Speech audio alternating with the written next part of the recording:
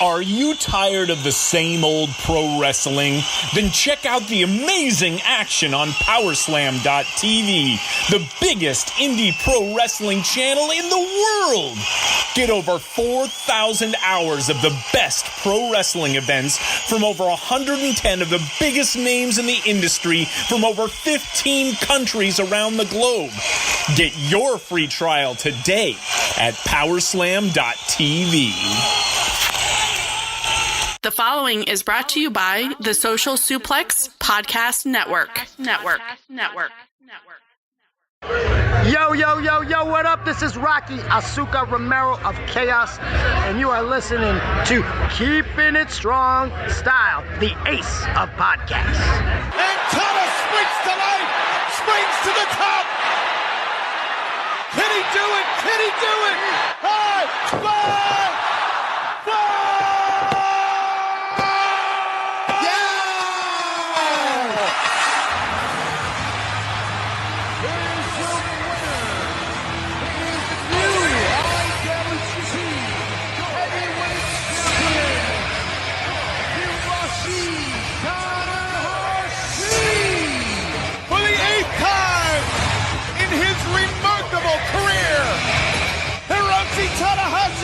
has become IWGP Heavyweight Champ.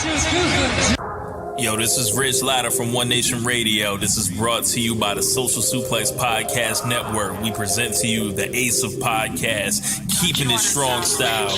Let's go. It's the Ace of Podcasts, Keepin' It Strong Style. Covering New Japan, they ready to hold it down. Jeremy Donovan and the young boy Josh. Come and hit a job out and bury all the frauds. From the Tokyo Dome over to the G1. Social Suplex is the network where we can get it done. I'ma chill and let them have it, cause this is just an intro. Keeping the strong style, 6 stars from the get-go, boy. Yeah, from Tampa Bay to the Tokyo Dome, this is Keeping It Strong Style with your hosts, Jeremy Donovan and the young boy Joshua Smith. And thank you for listening. Welcome to Keeping It Strong Style, the ace of podcasts on the Social Suplex Podcast Network. The young boy Josh Smith here, joined by Jeremy Donovan. On today's show, we will be reviewing Wrestle Kingdom 13 and New Year's Dash, as well as covering all the latest news in the world of New Japan Pro Wrestling. You can support our show by subscribing to the Social Suplex Podcast Network on the podcast app of your choice and leaving a rating and review. You can also get all the podcasts and columns at socialsuplex.com. Go to socialsuplex.com/subscribe to sign up to get all the podcasts and columns delivered directly to your email inbox. This episode of Keeping It Strong Style is brought to you by Powerslam.tv. Powerslam TV is an independent streaming service with over 4,000 hours of wrestling from companies around the world. Shout out to Rich, Wilfred, Amy O, Mike Grindle, Imp, and Sir Sam for participating in the prediction column, and an extra shout out to Sir Sam for getting featured on LOP. Yeah, man, Sir Sam, thanks for getting us up on LOP. Lords of Pain. Expanding our audience. Our control of the wrestling world. Yeah, man, so a little change up this week. The young boy doing the intro. I don't think I was supposed to read that shout out, was I? That's like for the end of the show, isn't it? No, that was gonna be at the beginning. You have no idea how like racked my nerves are right now. Like, we started the show and I was like, Jeremy, let me do the intro. And he's like, okay. And the first time I did it, I screwed it up. Second time I did it, super nervous. I've never been nervous on this show ever. And now I'm like, oh my God, that was intense. Like, so much like pressure to perform. Like, this is crazy. No, especially since we are the ace of New Japan podcast, and this is going to be potentially our biggest episode in the history of the show as we review. We are on a roll right now. Like, yes. Our numbers are higher than they've ever been consistently, and it's all thanks to you guys, the listeners who are joining us. If you've never listened to this podcast before, or if you've stuck with us throughout the, glorious and illustrious year that we've just had, we hope you guys stick around. But we do have an incredible show prepared for you guys. Like, I don't even know what to say or what to do. Like, I'm gonna say is sit back, relax, get comfortable. Oh my God. 'Cause this is gonna be a long, thrilling ride as we journey from Wrestle Kingdom 13 to New Year's Dash to all the contract news to all the event news, all Elite Wrestling, all this stuff we're going to cover in this big, jam-packed Wrestle Kingdom episode. I feel like those are the lines you start to use with the ladies. Like, you're an assertive man, Jeremy Donovan. Just sit back, relax, let me do all the work. Master worker over here. Master heater, my God. Oh my gosh. Oh man, no, for real though, I've been like in this Wrestle Kingdom comatose. Like, we were here the other night after we got done with the show, and Yumi and Rich and Ben Schaefer, shout out to Ben, Jimmy Flips, what up? Yeah. And we normally, like, after we get done watching a show, we're like, what do y'all want to do? We're just like cracking jokes. Dude, we're just like sitting there. Bro, we were just sitting there because of the shock, because of the awe, because we were trying to process what was going on. Like, a show that was 5 hours long? Yeah. And it seemed like it was 2.5 hours long? Dude, it was done and I was like, I want more. I didn't want more because it crescendoed to this, climax. Yeah. And suddenly I was worn out. And I was like... yes, at the end I was like the energy was sucked out of me, but like... If there was more, I would have watched more. Oh, absolutely, absolutely. But it's been something that has stuck with me for the past few days. Like, I've had to decompress from Wrestle Kingdom and try to process what's going on. And it's like the world keeps spinning. The wrestling world is moving at an accelerated pace, man. The tagline for MLW is the world of MLW never stops. Well, the world of pro wrestling never stops. And it's just been a whirlwind since this weekend. I mean, we spent all day in anticipation waiting to watch Wrestle Kingdom. We didn't watch it live in the morning. Oh, my God. We watched it 7 p.m. Eastern time. So we had to avoid spoilers all day, which we all successfully did. And just... I had to turn off my notifications for everything. Like, even, like, all of a sudden, like... Google started sending me notifications. I never get notifications from Google. Luckily, all they wanted to tell me about was Hulk Hogan going to Raw. but like, I hadn't even thought of that. Yeah, dude. I had to shut off my emails. Dude, yeah, I shut everything off. Instagram, Reddit, Facebook, MySpace, LiveJournal, AIM. Shut it all off. Napster. But dude, my natural instinct so many times is to open up Instagram, open up Twitter, and literally I would press the logo on those apps and the white would start to pop up. I'd be like, oh crap, what am I doing? And close out of it real quick. We actually have a group chat that several of the Social Suplex podcasters and columnists are part of. I had to shut some of that down. But we had one that's, just a couple of us, and we were like, all the people that were coming over essentially to watch the show, and all throughout the day we'd be like, bro, I almost opened up my Instagram. Rich was like, I feel like an addict who's trying to stay accountable to his accountability partners. Like, man, I opened up Twitter again. I just need a fix. Someone give me a hit. I'm hurting. Yeah, I need a like or something. I need a retweet. I'm sick, Jeremy. Oh man, I need a retweet. I'm not even on Twitter, but that's funny. Oh man, but this show, yeah. So and I just want to say, guys, I've been listening to a lot of the reviews that are out there, and I appreciate all the jobs that you guys are doing out there. Big Dave, all you guys, but this is the review that you want to hear because we're going to have the most comprehensive, thorough, in-depth, and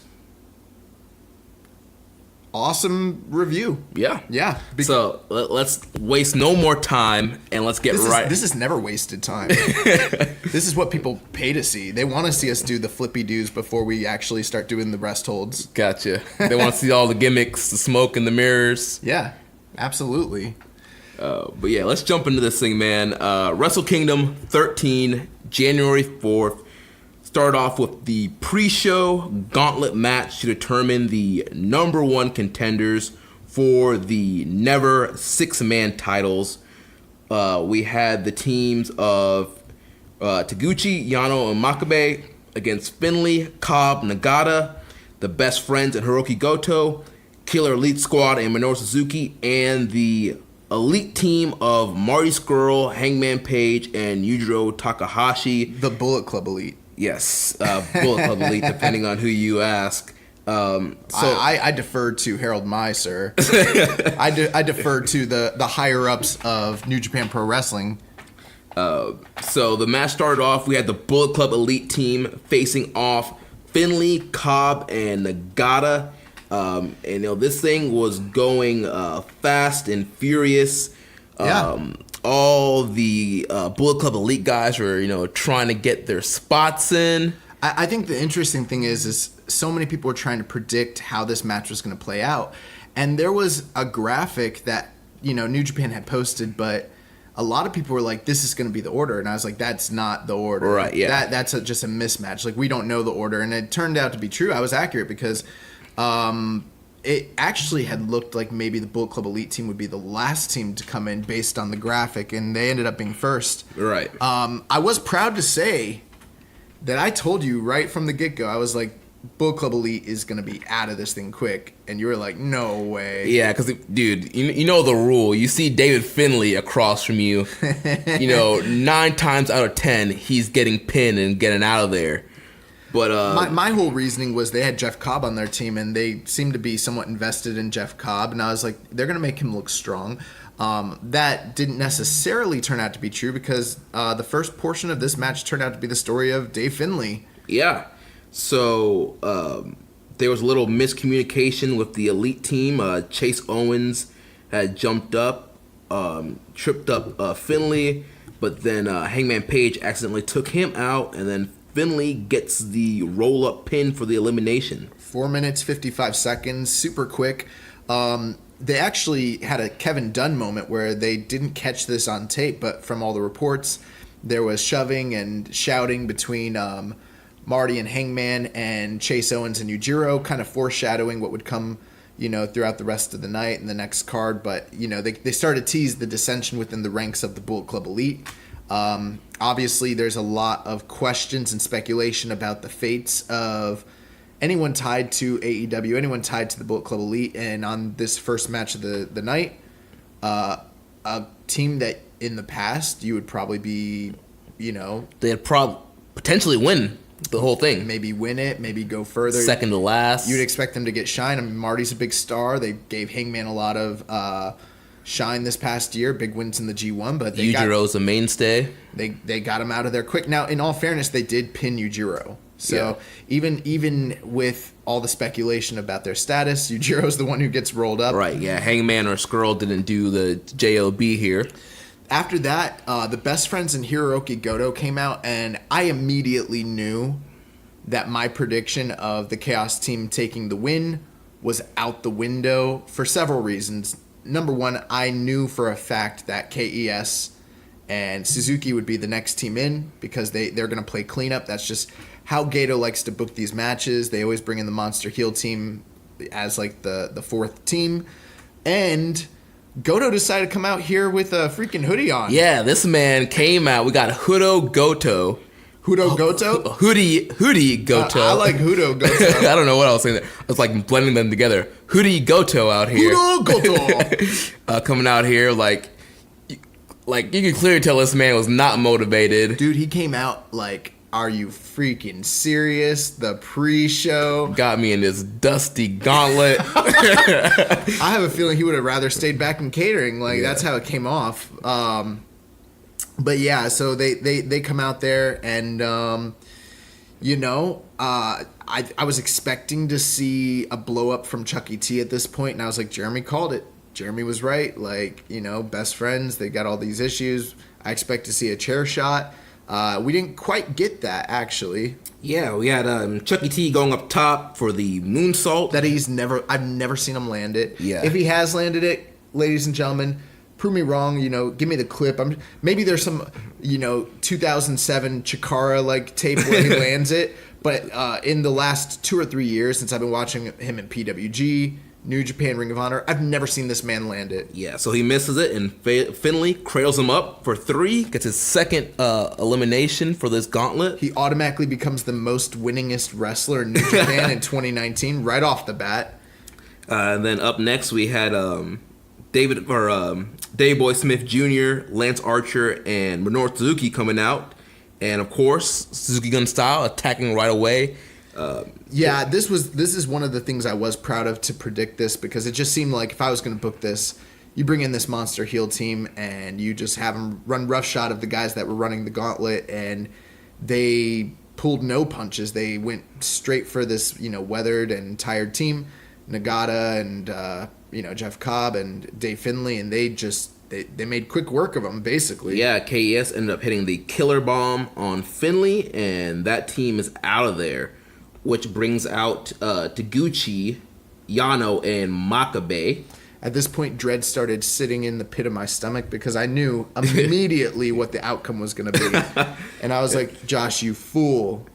And, of course, Suzuki Gun meets these guys in the rampway, and the brawl starts there. Mm-hmm. And you pretty much have Suzuki Gun brawling and... trading strikes. Yeah, the Yano team, they're trying to, outsmart and outmaneuver these guys. And eventually it comes down to Yano getting low blows and getting the roll-up on Davey Boy Smith Jr. for the win. This match went 27 minutes, 45 seconds. The most violent perverts, Taguchi Japan, Seki Gun, whatever you want to call them, Taguchi, Yano, and Makabe, they pick up the win. Good little match overall. I enjoyed it. We got the T Elite's Dissension. We saw Finley getting shine, picking up 2 pinfalls, which is, I think, a good little sign for him going into 2019. Right, and then we had these guys locked in to face G.O.D. and Ishimori the next night at New Year's Dash. And, the one thing, now, we've kind of talked about this. What were your thoughts with the fact of this, kind of displacing the Rambo? The Rambo, don't get me wrong, it was lots of fun, but I like the idea of the gauntlet not being on the main card. I feel like in previous years when you got that gauntlet on there, it kind of slows the pace down, it kind of throws everything on, because no matter how much time you have, there's a lot of guys on a gauntlet, especially a 6-man gauntlet, and it just can be clunky depending on who's in there, and you just can't highlight as many people as you want to in a gauntlet. I thought that this gauntlet specifically was better than the gauntlets of years past. Yeah, this is probably one of the best never 6-man gauntlets have been in a while. And in the past, because it's been the main card, they've tried very desperately to get top stars who weren't on the main card, Ishii, Ospreys, Zack Sabres, guys like that, onto that. And it felt like, a disservice to those guys, Right. Not to say that anybody that was in this match was thrilled about it.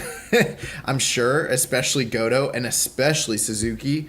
But, I thought that this was good. The only thing I got to tell you, I love the Rambo and I miss all the crazy surprises. And I do feel like that's one of the, spectacles, like one of the WrestleMania-esque, spectacles that I've come to expect out of Wrestle Kingdom that we were kind of missing this year, which I was still a little disappointed by. Even after this was all said and done, I don't want to criticize this move too much because it makes all the business sense in the world. But man, I want to see these. I want to see Fujiwara and Kabuki and Scott Norton and Cheeseburger and Delirious and all these different guys. I want to see that stuff, and so I was a little disappointed. We have 2 questions here. First question comes from Muzza_44 on Reddit. He says, if GBH were to reform as a stable, who would you add as members?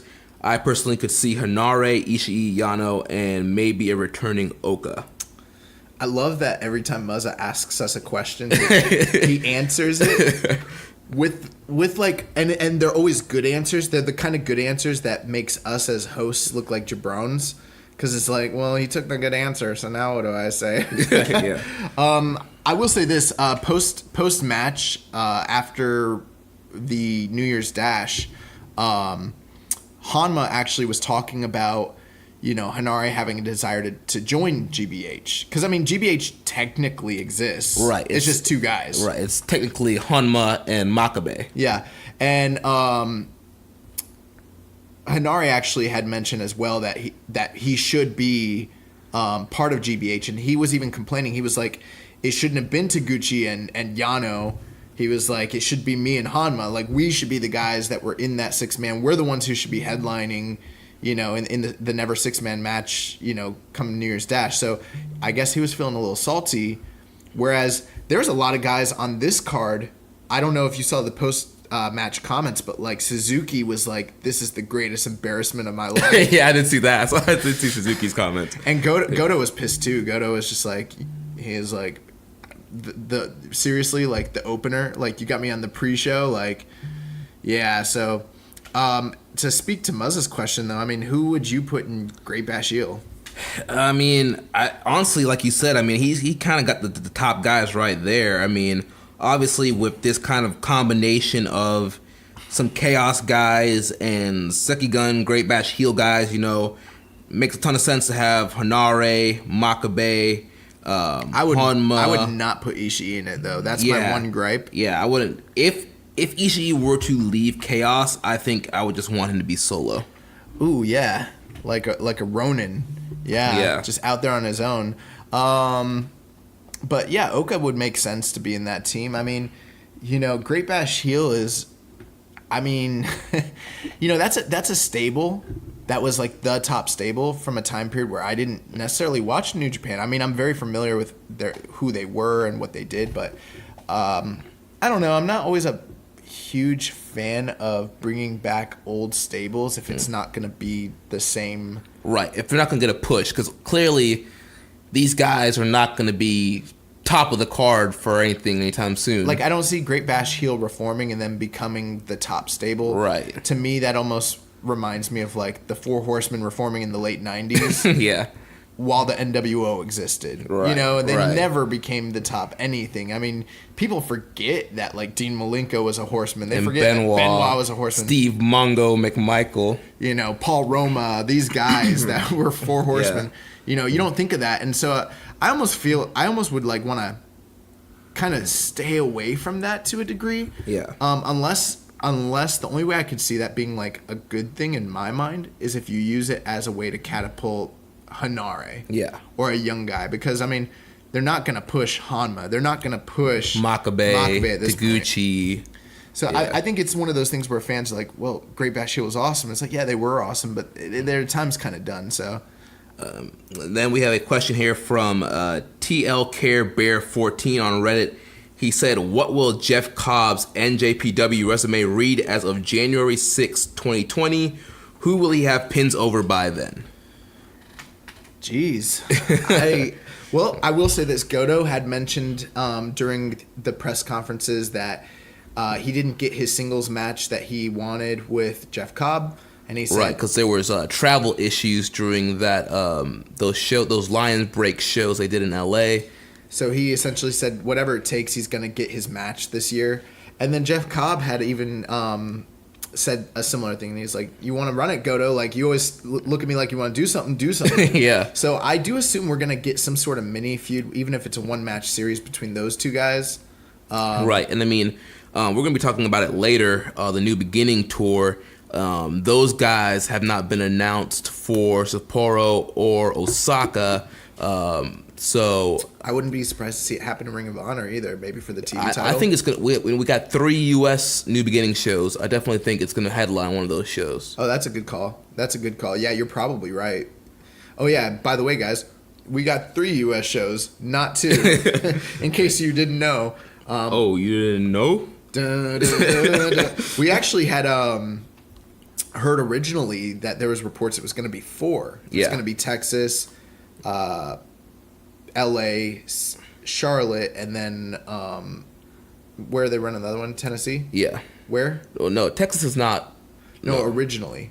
The original reports, no, the original Atlanta was the 4th city. Oh, you're right. But there's this little thing called a Super Bowl that's happening this weekend. So, but they're running this new show in Tennessee? I'm sure. Yeah, in Tennessee. Where in Tennessee? I'm not 100% sure. I forgot. Was it Memphis? I think Nashville. Yes, it is. It's Nashville. So there will be a third, show. We don't have any matches announced, but that's one that makes sense. As far as Jeff Cobb goes, I don't know. I'm trying to think. I mean, I could see things that seem reasonable to me. Some sort of 6-man or tag title chase. I don't know if you get the actual titles, but maybe him and Elgin. Yeah. That's something that's doable, or maybe one of these 6-man mashups. I could see another never openweight title shot for him sometime this year. That would make a lot of sense to me. I mean, him versus Ospreay, that would be amazing.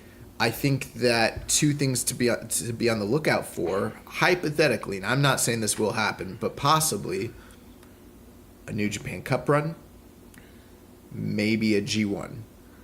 Like, if he gets a G1, like, he'll kind of get made in New Japan. With the way that the wrestling world is going right now and the contract negotiations and everything, it is hard to speculate on his status. But with the amount of push that's behind him in Ring of Honor, I almost wouldn't be surprised if they did push for him to get one of those 2 tournament runs. Right. I mean, he's pretty much been a juggernaut in Ring of Honor right now, just decimating everybody. Has that TV title.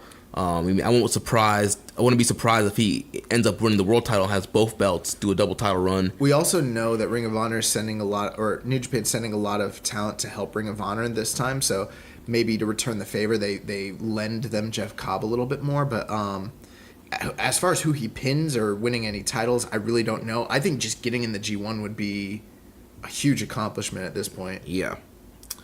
All right, so now we're going to move on to the next match. This was the first match on the regular card, the IWGP Never Openweight title match. Kota Ibushi, the champion, defending against the aerial assassin Will Ospreay. And what a hell of a way to kick off the main card of Wrestle Kingdom 13 with this match. Just breathtaking, man. This match was incredible. You speculated weeks ago that they were going to get a lot of time. They gave him 18 minutes, 20 seconds, one of the longest matches on the show. And they wasted no motion. They literally kept this thing like at a million miles per second the whole time. Neck break pace. And I think we sounded extremely smart last week when we said that this match would be a strong style match. Yeah. Like, yes, there would be your flips and athleticism from these guys, but we said last week that this would be a more strong style based matchup. It is the Never title, the unofficial strong style belt, and these guys came out here and had a strong style match, especially Will Ospreay, upped the aggression, and just was killing it. Will Ospreay came out there looking like a man renewed, just a juggernaut. Someone that Ibushi was a little unsure of how to deal with. Some of the things I loved about this match, so many callbacks to the Nakamura match from Wrestle Kingdom, so many spots that were callbacks to that and moments, even some of like the camera work and the angles. It was very reminiscent of when Kota Ibushi stepped up to take on Nakamura. But this match, of course they had aerials and of course they had big dives, but this felt like a fight. It didn't feel like a gymnastic display or an exhibition by any means. And dude, let's talk about the spot where Ospreay gets Ibushi in the Tree of Woe and they're exchanging slaps. I loved that. Dude. I mean, I'm a huge pancrase mark, and so anytime I see a spot where maybe like 2 guys are in a leg lock, they start slapping each other, I just start thinking of like Frank Shamrock and Boss Rutan back in '96, and so many guys have borrowed from that, and this felt like a callback, not to that specific. I feel like that spot has permeated the world of Puroresu to where like people are borrowing from matches they don't even realize, but that spot where like Kota's hanging there upside down and Ospreay is kind of toying with him and just slapping him, and Kota Ibushi's just defiant, and he's like, "You're not gonna slap murder Kota around." Yeah, I'm not just gonna sit here and let you slap me. And so Kota Ibushi started slapping him back, but then and it kind of looked like he was getting the better from him with, they always say like, your power comes from your legs. He basically had no legs. It's all upper body. He's upside down slapping this man as hard as he can, and Ospreay's like, bump that, run it. And he's like, hold this foot, hold this foot, hold this foot. He just started kicking a mud hole into Kota Ibushi's face. Kota just, his nose probably was broken, his mouth, his nose bleeding everywhere. It was pretty violent. Again, that's something that kind of reminded me of like the Nakamura and Kota Ibushi match with the head kicks on the ground. Very violent stuff. Yeah, dude. Lots of slaps, lots of strikes, lots of lariats. Great near falls. Yes, tons of great near falls. They had me biting on a lot of them too. And like you mentioned, the call back to the Nakamura stuff. Ibushi using the Bombaye? the Bombaye knee. Just great stuff here. And then we go down to the finish. Ospreay hits Ibushi with a lariat. Sets up the Stormbreaker. That's countered. Ibushi hits a Cradle Tombstone for a near fall. Ospreay comes back with kicks. He hits this devastating back elbow, which I believe he's now calling the Hidden Blade. And which I think is a reference to Assassin's Creed. Which his entrance attire was, I believe, based off Assassin's Creed as well. What did he call it before? Wasn't it like the Beheader or the Decapitator? Something like that. Yeah. Yeah, it's like they whitewashed that crap. Like it didn't already have a name. Well, he hasn't used it in a while. The last time I remember him using it was, I'm trying to remember if it was against Marty Scurll. I think, or it might have been against Hiromu. Yeah, it's been a while since he's used that move, but he hit that back elbow. Then he gets the Stormbreaker and hits it, and he becomes the new never openweight champion. Yeah, and you know what? Something that was kind of interesting, and this sort of was a theme throughout the night. You know, a lot of times with Wrestle Kingdoms and big shows, you kind of expect for matches to end in a way where both guys look strong and maybe someone gets a cradle, or maybe they get their finisher, but it's like they just kind of catch the guy. You know what I mean? Yeah. But in a lot of these matches, and this kind of started off that tone and trend, he didn't catch him. I mean, he basically, countered the Kamigoye, like you said, and then killed him with the lariat, basically hit him with that spinning back elbow, had him laid out, probably could have got the 1-2-3, picks him up, Stormbreaker, and then it's emphatic. Like, he literally beat him, and Kota looked like a mess. Ospreay looked like $1 million. And the match went 18 minutes, but it sort of felt like it came out of nowhere in a way, because you have an expectation of how they're going to present a Kota Ibushi and an Ospreay in a big match like this. You don't expect one guy to get dominated, but that's exactly what they did here. So much so that they had to stretcher Ibushi out of the ring. Yeah. Ibushi gets stretchered out, and it's being reported that he was diagnosed with a concussion. Following this match, New Japan issued a short statement on their Japanese website saying Ibushi had suffered a concussion during the match against Ospreay. They say it's not serious, though he was stretchered out after the match. From what I've been hearing, the plan all along was for Ibushi to be stretchered after the match, but I am hearing that the concussion could be real, and that it could have came when Ospreay was kicking him in the Tree of Woe position. That's where, if it did in fact even occur, that's where I would have assumed.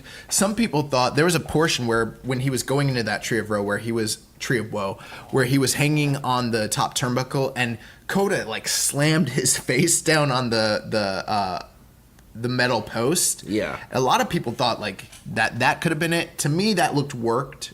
That didn't look like he actually smashed his head into the post, but I wouldn't like put it past Kota Ibushi to like make a miscalculation, and because he kind of leads with his face anyways. Right. I do one thing though is like, Chris Charlton was reporting it, and for the most part, I usually look at Chris Charlton as like someone to like believe in, but now I'm like, that man's on the payroll. Nah. That man's on the payroll. I can't trust what he says anymore. He's towing the company line. So we I don't even know if the concussion's real. It's in Japan.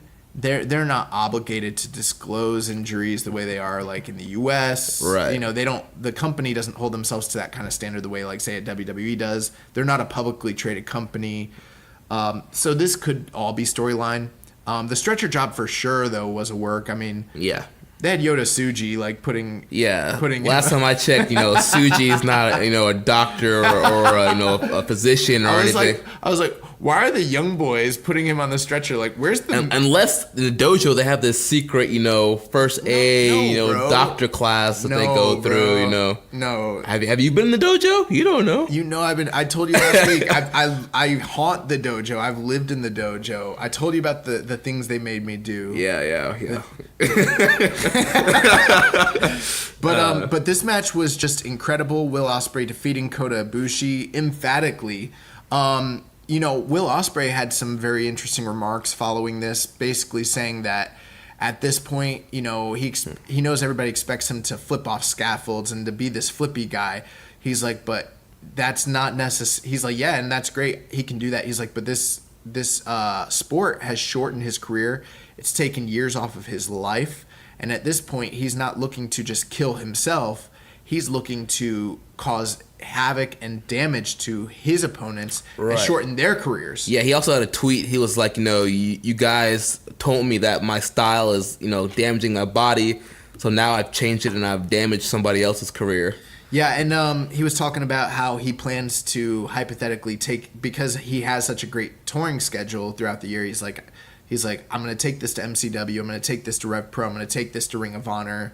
He's like, I'm going to defend this on every continent. He's like, and really make this something. He's like, I'm going to fight the best heavyweights and the best wrestlers in the world, regardless of weight. This is an open weight title, which I love that idea. Yeah. And he was like, Will, and then he even started to say, he's like, I shouldn't have to explain my actions in the context of professional wrestling. It's like, am I cheating? Did I do anything illegal? He's like, no, I use my body. I use the environment. Stuff happens. He's like, Ibushi is one of my idols, but my idols are now my rivals. And he's like, and if I take him out using this elbow, that's just what it is. Yeah. So like, he's got this like chip on his shoulder now, like this mean streak now that he's at heavyweight. And I'm like, yeah, I can get with this. Like, it's not this baby face from this Ricky Morton who's gonna be screaming all the time and like this is someone who's coming in there to do damage. It almost reminds me of what happened with the Young Bucks last year. The Young Bucks received a lot of criticism that they're high spot artists, they're spot monkeys, they don't know how to sell. And what they do all 2018, sell. Psychology. Yes, they're still doing their flips. This man Matt Jackson been literally selling his back for a whole year. He's selling so much. I'm buying it. I think he probably actually does have a bad back. And with Ospreay, everybody's the same thing. He's a flippy dude guy. Doesn't know how to sell, doesn't know how to work, he's not aggressive enough, blah, blah, blah. I mean, he's been changing those perceptions for so long, but now he's upping the ante to... I've never thought at all of Will Ospreay as a vicious or violent guy, but suddenly I'm like, what would this Will Ospreay do against Marty Scurll? Yeah. What would this Will Ospreay do against a Kushida or some of these other juniors like what would he do against a guy like Jay Lethal when he competes for him for the Ring of Honor World title? Yeah, it's like within a matter of months, ever since he had that rib injury and he's come back as a heavyweight, he's a totally different guy. And I'm excited for 2019 Will Ospreay. Now, where this leaves Ibushi, I have no idea. Right. I mean, what do you think the stretcher job was for? Do you think it was to write him off? Do you think it was to get him out of the main event? I don't know. I mean, I think there's clearly a potential for a rematch down the line. So, yes. I mean, we don't know what Ibushi's, future is. Ibushi's not signed to New Japan contract. He's a freelancer. So, as of right now, I mean, he could leave New Japan today and say he's signing with AEW, WWE, wherever. But personally, I think that Tampa Bay Pro. Dax could sign him. He's got money. You don't know. Yeah. They had Shane Strickland. True, but he'll start working Big Top every Sunday afternoon. Oh my gosh. The crazy thing is, Kota Ibushi probably would work the Big Top and enjoy it. But yeah, we don't know what his contracts, what his plans are for the future. So the stretcher job, it could have been a way to write him off. He could be going to All Elite, or it could be to set up a future match. You get Ospreay on a roll, and then Ibushi comes back and challenges. Well, all throughout the night, we'll talk about the other decisions, but all throughout the night, you started to see a trend where guys who were, questionable, it did seem to affect the booking. So that's pretty much thing. Anybody that is rumored to go to All Elite or have any ties to All Elite, pretty much all lost. Yeah, essentially. And so that started off with Kota Ibushi. I did feel somewhat foolish. Obviously, I took Kota Ibushi here. I think if he stays in New Japan, he's got a bright 2019 ahead of him. And I mean, we're talking headline level run. I could definitely see him in the title picture. I don't know that they put the title on him, but I see him headlining big shows throughout the year if he does decide to stay. I don't know what's next for him after this, and I guess we'll have to see what the stretcher job was all about, whether it was to hypothetically write him off, maybe it was to play defense where they're not gonna write him off, but if they need to, right. Kind of like a television show, they're not sure if they're going to get renewed, so they do a final episode that could be a last episode. Right, a cliffhanger. But maybe it's not a last episode. So that basically, if they don't get renewed, this could serve as have been a fitting finale, but they obviously want to do another season. Exactly, yeah. That's what this kind of felt like. Mm-hmm. What would you rate this match? I rated this match 4.5. I'm right there with you. Before we move on, one last question. So this was the opener. We had a lot of different opinions about this match placement. Some people saying that it was going to burn out the show. Some people saying that it was brilliant. It'd be the greatest opener of all time. Some people saying that they had so much hype, so much expectations. Other people saying it was going to ruin the pacing of the show. Where did you land with all this once it was all said and done? So, with hindsight being 2020, I would have placed this match lower in the card. You mean higher? Yeah, higher on later on in the night. I probably would have swapped this with the placement of the Ishimori Kushida match, and I would have had this match kind of lead into that, those three big main events. I absolutely agree. I think that ultimately, as great as this match was, and this match was really great because it was so early in the show. Instead of it burning out the card, I don't think it burned out the card. I don't think it ruined the pace of the tone of the show at all. That's my opinion. Yeah, same here. But I think it gets overlooked. I think it's a little overshadowed by everything else that was at the top of the card. And it's funny how psychologically that can happen. But as the night progressed, you're kind of comparing other stuff to it. And it was one of the best matches of the show. But I do feel like with it being at the front of the show, later on when you get that final run of 4 matches, because it's not tied to that necessarily, you don't think of it as like Wrestle Kingdom 2 years ago where it was like 4 matches that were all bangers right in a row. Right. 4 matches. And then last year too. This year we had a lot of bangers, but they were kind of more spread out. Yeah. And so I feel like it was more of a pacing issue. I feel like it would have been they should have actually, I don't think that this was an egregious call, but I think everyone who was like they should have it further up on the card was probably right. I think it probably would have been better served being 4th from the top or 3rd from the top, honestly. Yeah. I agree. All right, so that brings us to our next matchup, the IWGP Junior Heavyweight Tag Title match. We have the champions, Kanemaru and Desperado, defending against Roppongi 3K and Bushi and Shingo Takagi. This was a quick match, only 7 minutes and 5 seconds, and this was the Shingo show. Yeah, I thought it was good. We've gotten used to seeing what Roppongi 3K brings to the table, so they got a lot of their stuff in, the double dives, the double knees. Yo was great, kind of like doing the spots where he gets thrown out of the ring and kind of rebounds.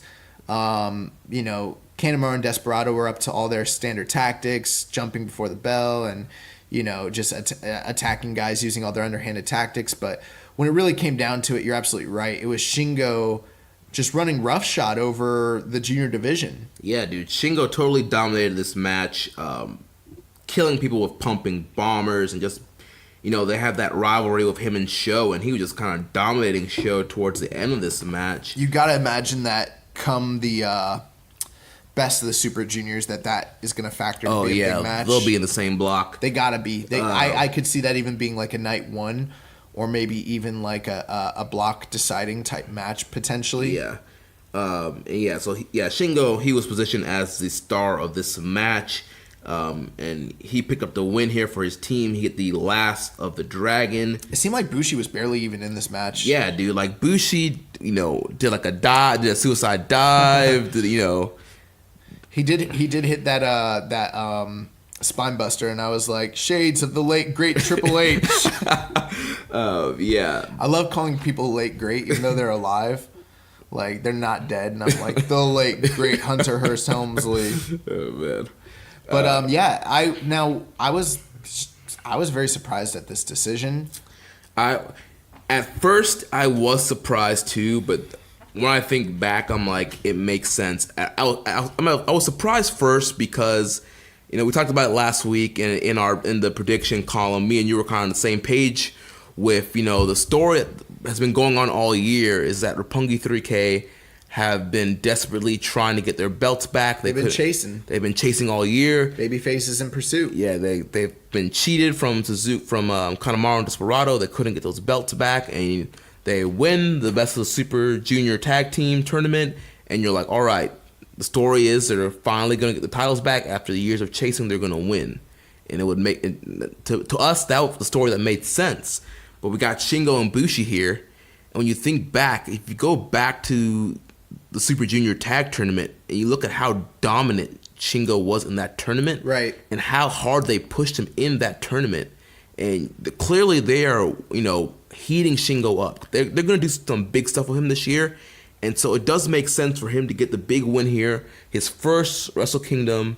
Giving him a big win on a big stage. Yes. It makes sense, yeah. And the other thing too, you got to consider if Roppongi 3K regains their belts, at that point they're the dominant champions. Everyone knows they're the top stars in this division, but it's a thin division at this point in time, so it's kind of like, where do they go from there?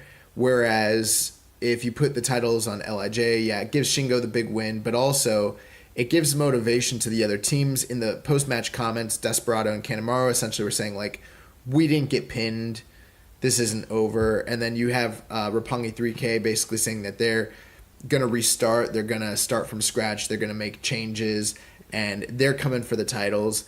All three teams mentioned having singles straight-up tag matches and not a three-way. Yeah. And Bushi and Shingo actually said that he was relieved that they won the titles, because he said that he's been so frustrated with their loss during the Junior Tag League, because he expected them to win with how dominant they'd been, and so this was like vindication for them. And Bushi mentioned that this kind of like was for Hiromu essentially. So right. And then also it gives a feel good moment for the LIJ fans. So kind of gives Kanemaru and Desperado, Roppongi 3K something to chase. Kick some new blood into the junior tag division. Yeah. And all three teams are already starting to talk about Best of the Super Juniors with some of the announcements that were made. So I expect that this is not over. Going forward, we're going to be seeing some straight up singles or straight up 2-on-2 tag matches coming out of this. Yeah. And this was the first of many title wins here for LIJ. Yeah. And this will bring us to our next matchup. We have the Rev Pro British Heavyweight title match. The champion, Tomohiro Ishii, defending against Zack Sabre Jr. The day before, they had the press conference where they revealed that the winner of this match would be receiving a new version of the Rev Pro title. The championship of the British. Yes, the championship of the British. So we had this epic rematch here. I gotta tell you, I loved this match. I really, really, really enjoyed it. They only got 12 minutes, and I think that that's going to be a reoccurring theme throughout the night. A lot of these matches seemed rushed, or maybe not rushed, but short on time, which sounds funny to say on a 5-hour show. Yeah. But, in years past, these Wrestle Kingdom shows have been monstrosities and gone on, and it seems like with the new management, they were determined to keep it within a certain time frame. Right. Maybe just tighten things up. So, Yeah. I loved this match. It was everything I expected it to be. I was about 4 1/4 on this, honestly. Yeah, same here. Pretty much this was a shorter version of the New Orleans match that we saw last year. Yes. That we were both there live for WrestleMania weekend. And just Sabre just continuing to work on Ishii's arm. What are you going to say? Here's the thing with those submissions. As soon as he started getting submissions on Ishii, we're sitting there and like Rich and Ben are looking at me, and I'm like, they had me invested right away because I'm literally like, come on, Ishii, you got to get to the ropes. Yeah. And they're like, there's no way this man's going to tap this quick. But I think that, I could sense some urgency. I felt like the match was going to be short for some reason, just based on how quickly they were working. And then second of all, I've learned this year, especially with Zach, that he can end things if he really wants to. He doesn't always make that choice. But on this night, it did seem like he wasn't doing the Zach thing where he gets you in a submission hold, let's go, goes to another one. That's what I was going to mention. Typical Zack Sabre Jr. match. He gets you an arm bar, transitions to a leg lock, and he's just going around and around and wrestling around in circles. He wasn't playing this night. Tonight there was none of that. He clearly was focusing on the arm, making sure Ishii couldn't hit the brainbuster, and lariat was his game plan. And Ishii was doing such a fantastic... I mean, he is one of the best sellers in wrestling. People don't give him enough credit for it. And that's what makes his matches with him and Zack Sabre so great, is his desperation to get to the ropes, and he just barely always edges his way there. But for the whole night, it did feel to me like that Zach had his number. It just really felt that way. They made Zach look dominant. But Tomohiro Ishii was awesome with the strikes, and every time he got to his feet, it reminded me of an MMA fight where you got a great striker and a great ground fighter, and every time the ground fighter gets into the ground, you're like, come on, please get up, please get up. Yeah. But in the long term, in most cases, the ground fighter is going to beat most great stand-up fighters. You look like a Daniel Cormier. People don't like him, or like a Khabib. They get you on the ground and you're screwed. That's their wheelhouse. And that's what Zach does to people. And by the time he got Tomohiro Ishii towards the end of this match and got him to the ground, I think almost everyone else in the room was thinking the match was going to keep going. And I knew once I saw him get those, because he had a similar finisher. He used to call it the impossible lock. Mm-hmm. This new one, he's got a weird name for it. Yes, it's called Hooray, Another Year. Surely this one will be better than the last. The exorable match of progress will lead us all to happiness. Okay, I don't know what that even... I believe it's a song title or a lyric from a song or something. Okay, cool. Awesome. Good. Hey, ZSJ, good job on your super meta finishing move hold. But once he had both arms trapped, I knew Ishii was going to quit. Dude, I knew it. I was like, no, don't stop it. No. I think people thought it was a stop because they didn't see him tap, but I didn't think it was a stoppage. I thought he verbally submitted is what it looked like to me, because he was shaking his head yes. Yeah. I've been watching a lot of 80s New Japan, and when guys tap out back then, they didn't know how to tap out. They would shake their head yes and mouth something, and you kind of knew it was over, and that's what I saw him doing. So let's just kind of go over this real quick. Zack Sabre has now gotten a doctor stoppage on Tomohiro Ishii. He's gotten him to tap out during the G1 this year. He choked him unconscious during the World Tag League, and now he's got a verbal submission over Tomohiro Ishii. I was listening to Observer Radio, and they were saying, Ishii doesn't tap out. This dude's been beat. He's been stopped 4 times. 3 of them were literal tap outs or submissions. Yeah. Zack Sabre has dominated Ishii. Yeah, dude. Zach, you want to talk about somebody having somebody's number. Zach has Ishii's number and knows how to beat Ishii. And when Ishii beats him, it's always by the skin of his teeth. Ishii is barely overcoming this geek, Zack Sabre. Zack Sabre is beating him. Yeah. This was, I think, given more time, because in my opinion, the action, the speed, the pace, this was like, as far as work rate, this is the best match I've ever seen them have. But because of the abrupt ending and some of the missed, like, drama that you get with some of their other matches, it's why it kind of cut it down a couple notches for me. Yeah. But it was on pace to be their best match. Dude, if this thing had like 5 or 10 more minutes, yeah, dude, it was excellent. That it was really, really, really, really good. Saber almost lost from a brainbuster. He countered out of it with a choke, which was pretty awesome. So, I did want to see Zach leave with both belts, but they got that silver one out of there, gave him the gold. Yeah, they gave him the new Rev Pro title, which he took with him back. I want the gold. Give me the gold. He took back with him to Rev Pro on this past Sunday, where he had a match with Pac, a.k.a. Neville. It ended up being a title match. Ended up ending in disqualification. I heard it was awesome. And Saber was beating down Pac post-match. Yeah. Will Ospreay, of all people, comes to make the save, and then we get a stare down between Ospreay and Pac for their big Rev Pro match coming up. Zack Sabre talked about defending the British title, and he basically said he doesn't care, he'll defend it anywhere, but at this point, because he's the king, he wants everyone to come to England. He's like, you want a shot at this? Come to England.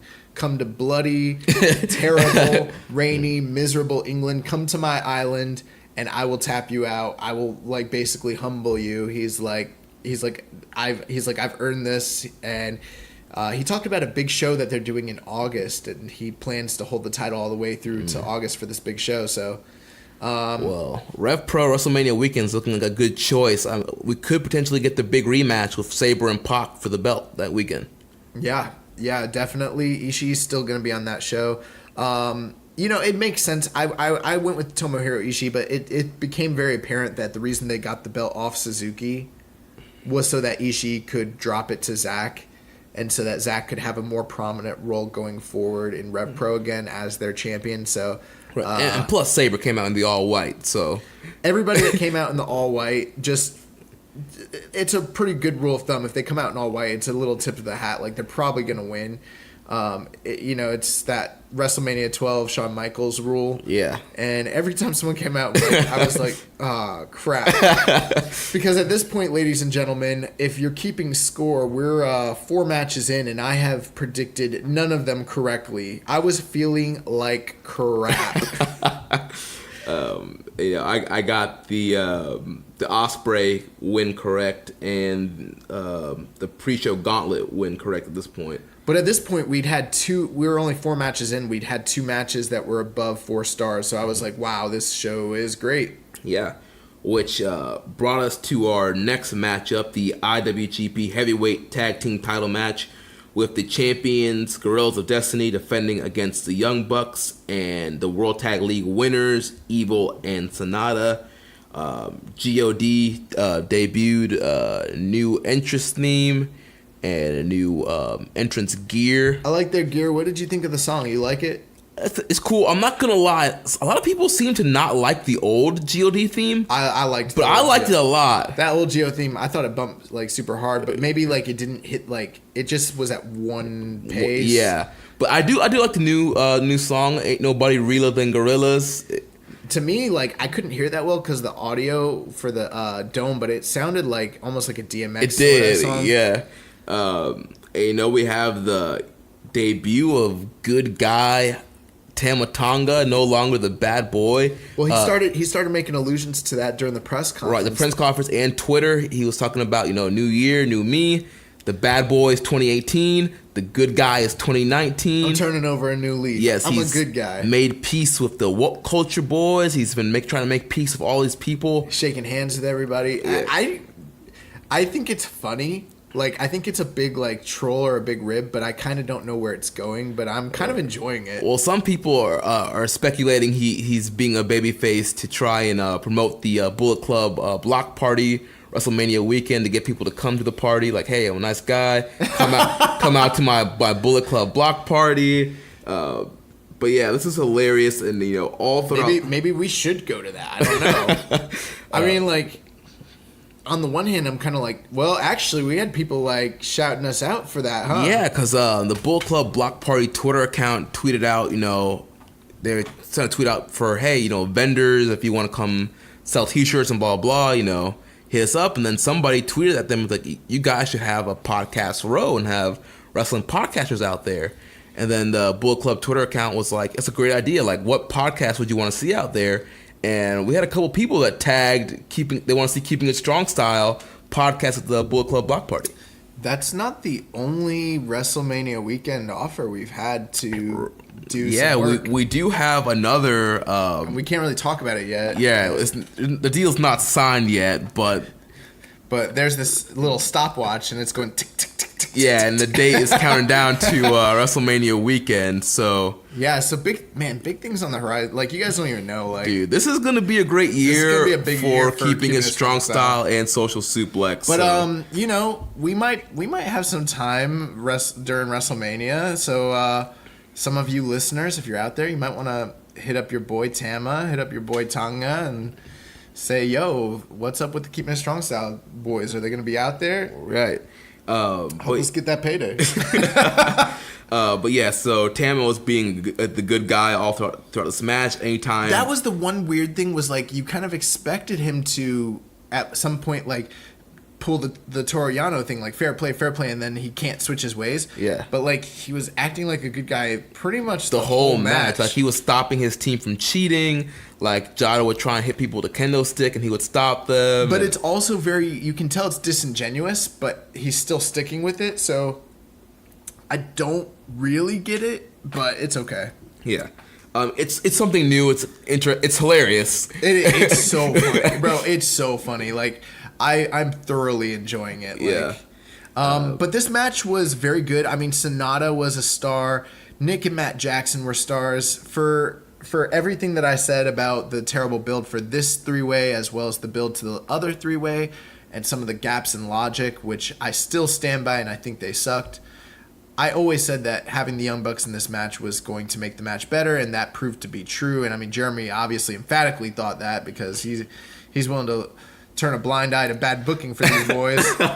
But hey, they were, I'm all about having good matches. But the Bucks, they wanted to put on a show in what might potentially be their final Tokyo Dome, and they definitely did that. And this match was another sprint. I mean, it only got 10 minutes and 30 seconds, but I liked this three-way a lot more than the other three-way. Same here. They went out here and did a lot of cool spots. They had a Tower of Doom. You had Nick Jackson doing his 450. I liked when I believe it was Evil threw he threw Tama Tonga up on Tangaloa's shoulders and did a magic killer. He made Loa help do the magic killer. That popped me pretty well. But we had Tama. He countered the Indie Taker with a gun stun. Oh, that was awesome. That was tight.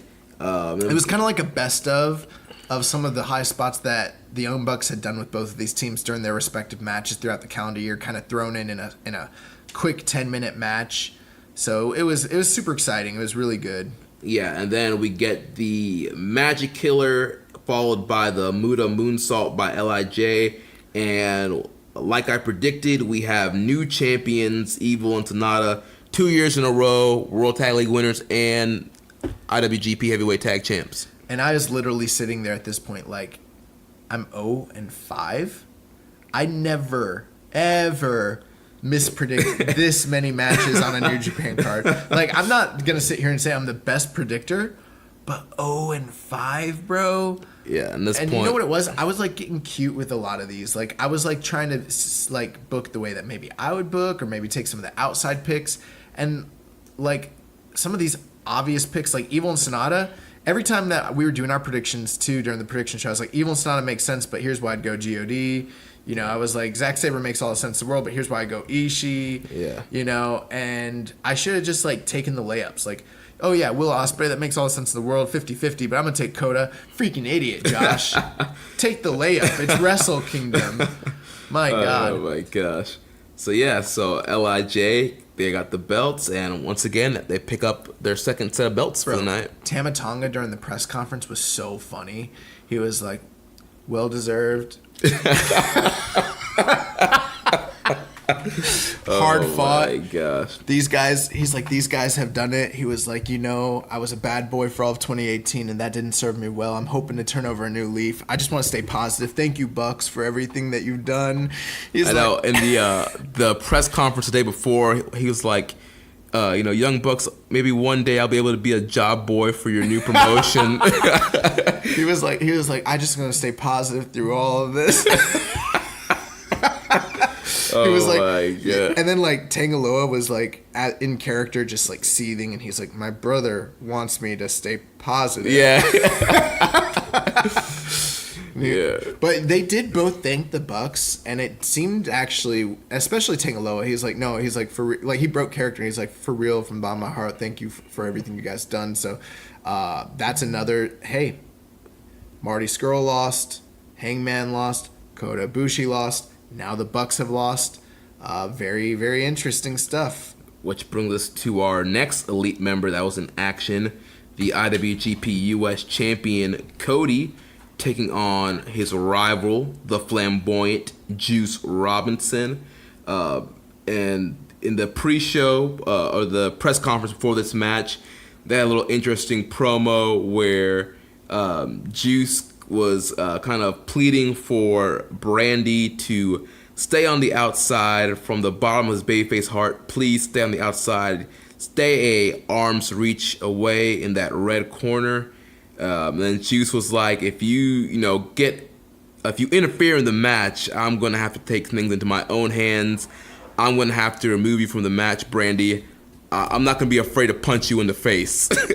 and like Cody, it was just like, what? You better stay over in that red corner, Brandy. Yeah, literally threatening to, cause physical harm hit to a woman. the left hand of God on Brandy. I mean, he's like, no, I'm kidding. I'm not going to punch you. But you do need to stay out of the match, which brings us to the match. And these guys, it was a quick 8 minutes, and I gotta say, it wasn't great. So Juice came out here dressed like he was having his WrestleMania moment, but not, here, but like literally back in New Orleans. Dude was dressed up in purple and yellow, literally looking like he should have been at WrestleMania 30.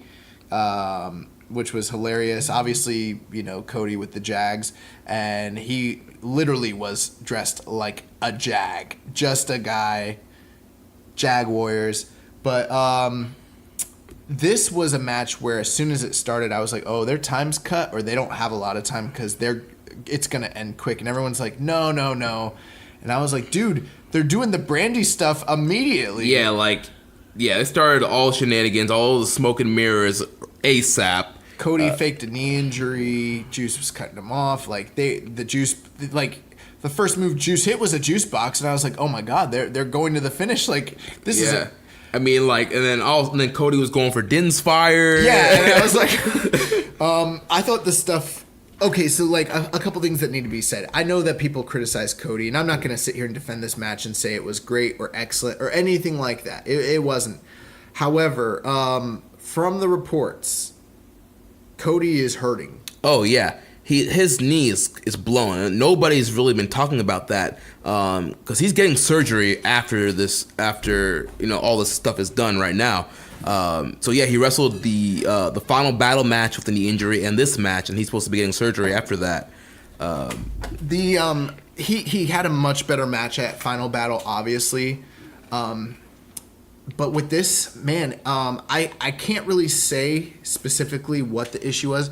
I will say that the match they had 2 years ago was much better than this. Yeah, I mean, the match where Cody beat him for the belt was better than this. A lot better than this. And I would probably say this is the worst Cody match I've seen in New Japan. So I feel like a lot of people are going to look at this and be like, see, Cody, I told you. But I'm like, part of me is kind of like, okay, well, a couple things. They didn't have a lot of time. Right. And we've seen them have 2 better matches than this. Yeah, and I'm not saying they're blow away. No. It's not like I'm not sitting here being like Cody is a New Japan Pro Wrestling, main event level caliber worker. Right. But we know they can do better.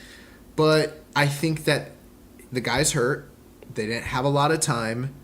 and they were pulling out all these smoke and mirrors almost immediately, probably because this guy needs to get his knee taken care of.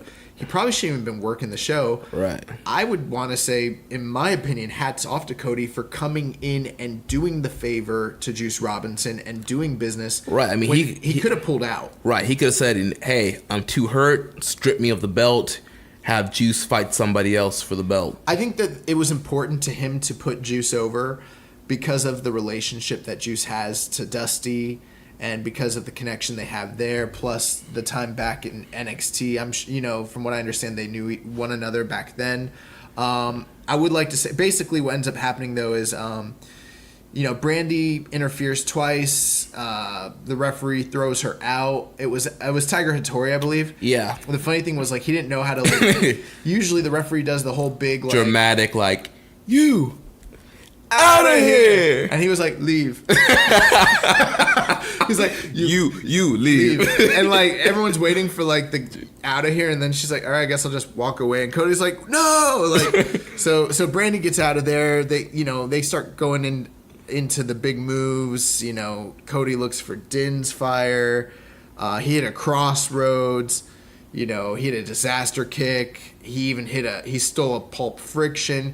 They were trying to do every big thing they could in a very short amount of time to have a dramatic match. Yeah. He even, he was hitting him with the weight belt. They had a jab battle, but ultimately, Juice hits him with the right hand of God, pulp friction. Then he picks him up, hits him with another, pins him 1, 2, 3. And that's pretty much it. I know for a lot of people who are fans of this product, this did not land with them. For most of the people in the Tokyo Dome, it did not seem that it landed with them. Yeah. I'm not going to sit here and complain too much because we had a show that was excellent. And ultimately, this was Cody doing the favor to Juice when Cody wasn't, and it's not me I'm not going to sit here and defend this match, say it was great. I understand what it was. You know what I mean? Mm-hmm. It was an 8-minute match with a guy who's got a blown knee, who's already not the best worker in the world, kind of doing a favor. I prefer that they had done this than them pull out and Juice win a vacant title against, say, Trent Beretta or something like that. You know what I mean? I think it was important that Juice got this win, and I want to say this was the first prediction that I got right the entire night. Not only that, but during our prediction column, I said specifically it's not going to be a roll-up. It's not going to be some fluky win. Cody's doing the favor. Cody's getting hit with a pulp friction, and he's going to lose 1, 2, 3. He's been one of, if not one of the most protected wrestlers and gaijin in all of New Japan. Very few people have pinned him clean with their finisher, so I think that it was a feel-good moment for Juice more so than a great match. Right. And I'm just hoping that this will be the start of that Juice Robinson push that we were expecting when he won the belt the first time. Well, and based on some stuff we have in the news, I think that's the direction that they will be going. Yeah. So we're moving on to the next matchup here. It's the IWGP Junior Heavyweight title. We have Kushida versus Taiji Ishimori. Kushida coming in as the champion. He had his Back to the Future entrance with the... Yo, that tripped me out so bad. Dude, that mask that the kid was wearing looked so much like Kushida. People were like, oh, that awful looking mask. I'm like, what are you talking about? That mask looked real. Yeah, dude. I was like, what is that? Someone was like, I think Rich was like, oh, there's Kushida. And I was like, what am I looking at? My brain wasn't processing it because I saw a little body and a big head. And I was like, what the crap am I I don't understand what I'm looking at. But yeah, it was all part of Kushida's Back to the Future entrance. How about almost nobody on Wrestle Kingdom this year had a big pomp and circumstances sort of fancy WrestleMania style entrance. But Kushida got his, so that was that was cool. Him and Taiji Ishimori came out here, and what were your thoughts here, man? Honestly, I was kind of disappointed by this match. It was a good match. I didn't even think it was a good match. I thought it was a standard match. Yeah. I expected more out of these guys. I mean, Kushida and Ishimori are both awesome workers, And you would think throwing those two guys in there together, you would get an awesome match. But how could you not? It's Ishimori and Kushida. But I think this match had some stuff going against it. You know, we had said that the build wasn't that great. Kind of came from out of nowhere. There wasn't a lot of hype for the match. And there was a lot of questions surrounding Kushida going into the match and his future with the company, that sort of thing. And I just felt like they kind of came out here and just had what I would call like a Cork and Hall Road to match. Like, this did not in any way, in my opinion, deserve to be in the Tokyo Dome. And I know that that sounds like a harsh criticism. There's people who are going to sit here and be like, you know, young boy, you're being a little critical. I mean, it was good. Dude, it's Kushida and Taiji Ishimori for the IWGP Junior title. When's the last time that you saw a 3.5-star junior title match in New Japan Pro Wrestling? I can't. I would have to look back and see. Bro, you have to go back years. It wasn't in 2018, I'll tell you that. Yeah. I don't think there was one in 2017. I don't feel like there was one in 2016. I literally think you have to go back years to find a junior title match that was this underperforming. And I can't think of one that I've seen since maybe like the early 2000s. Yeah, this thing just never kicked into the next gear. I mean, it kind of started off on a slow pace, and then it just never really got to that next level. And yeah, they only had 11 minutes, but I would expect them with that 11 minutes to kind of maybe do a little faster pace and try to get more stuff in, you know? So here's part of it, what I think happened. Like, Ishimori is the guy they're pushing. Kushida was there to kind of do the favor, and it was kind of almost like an extended squash. They did a good job making Ishimori look dominant, you know? Yeah. And I understand that booking. There's people who've praised that booking, but I think it sucks because here's why. They've had similar style booking to matches that involved Kushida and Hiromu, and they were all freaking great. Like, Kushida didn't have to look like $1 million for the match to be good, but it just never clicked. I don't know if I've ever seen Kushida in a big match environment have a bad match like this. I know I've never seen Ishimori do that. And I know people are probably like, I saw people rating this anywhere between 3.5 to 4 stars. That's fine. But to me, I really didn't enjoy this. I was blown. I know a lot of people were like, here's why I'm blown, because people were like, this is going to be the sleeper match of the night. People were like, this is my sleeper match of the night pick. And remember, I said during the preview, no way this is match of the night compared to all the other matches that are on the card. Right. But I also thought there's no way it does less than 4 stars. There's no way. Yeah, man. I don't know what. It wasn't good, man. Yeah. You know, I give more credit. I know it sounds crazy, but I give more credit to Cody and Juice, given the situation that they were in. Less time, less talent, injuries, and they went out there and did the best that they possibly could given the circumstances. You can't tell me Kushida and Taiji Ishimori did their best or gave me the best they possibly could. People are going to complain about all these other guys, you know, like a Jay White or a Cody or, you know, different guys like that. Dude, let's complain about Kushida and Ishimori. How can you have a bad junior title match in the Tokyo Dome with 40,000 people there? And I don't understand this. And it's not like they're throwing 2 bums in there. You got Taiji Ishimori and Kushida. Kushida, the ace of the junior division for the last 8 years. I feel like more people should be outraged at this the way that I am.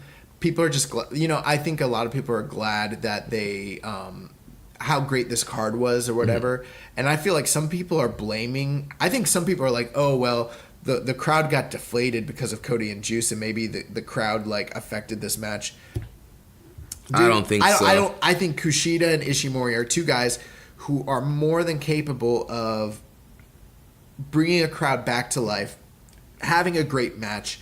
This match should never have been less than 4 stars. That should be the floor for them. So when they come out and have a 3.5-star match, and people are like, "Oh, well, that was okay." No, it's not okay. It's not okay at the Tokyo Dome. It's not okay for Wrestle Kingdom, and it's not okay for Kushida's last match in the company. Yeah. I don't know if that will. Well, he's going to be on the Fantastica Mania tour, but his last big match. Yeah, this is his last like big title match in the company for the time being. The writing was on the wall. We'll get to that in the news. But there are people who are like, oh well, you can't make the guy look strong in losing or in leaving or whatever. But I say screw that. AJ Styles and Shinsuke Nakamura. Right. Like Kushida is a guy that's been the literal like cornerstone and foundation of this entire division for years and years and years. He's one of the most underrated and talented guys in all of the company and in all of wrestling. And then this happens, and I don't know if it was the way the match was booked. I don't know if it was the chemistry. Like, I don't know. I don't know what it was, but it just was not good, and it really bothers me. It really bothers me. Yeah, I don't know. Like if I don't know if they have agents in New Japan or who put the match together or what the case was, but it just didn't click. And Ishimori's got a bum ankle. Why isn't Kushida attacking the ankle? That's something that bothered me the entire match. It's like the guy came out on a cane and was attacking and was faking his ankle injury, but clearly it was a real thing. Why didn't Kushida, who's one of the best submission guys in the junior division, attack the ankle at any point in time? Instead, he's like working for the hoverboard lock. The story just never clicked. Ishimori just ran roughshod over him. I've seen them do the same story with Hiromu, and it was a million times better. So I'm just pissed about this match. Like, I'm actually like literally pissed about this match. I could tell. I wasn't expecting this like rant about this match. I don't know why people aren't more mad about it. Like, okay, here's another thing to be pissed about, okay?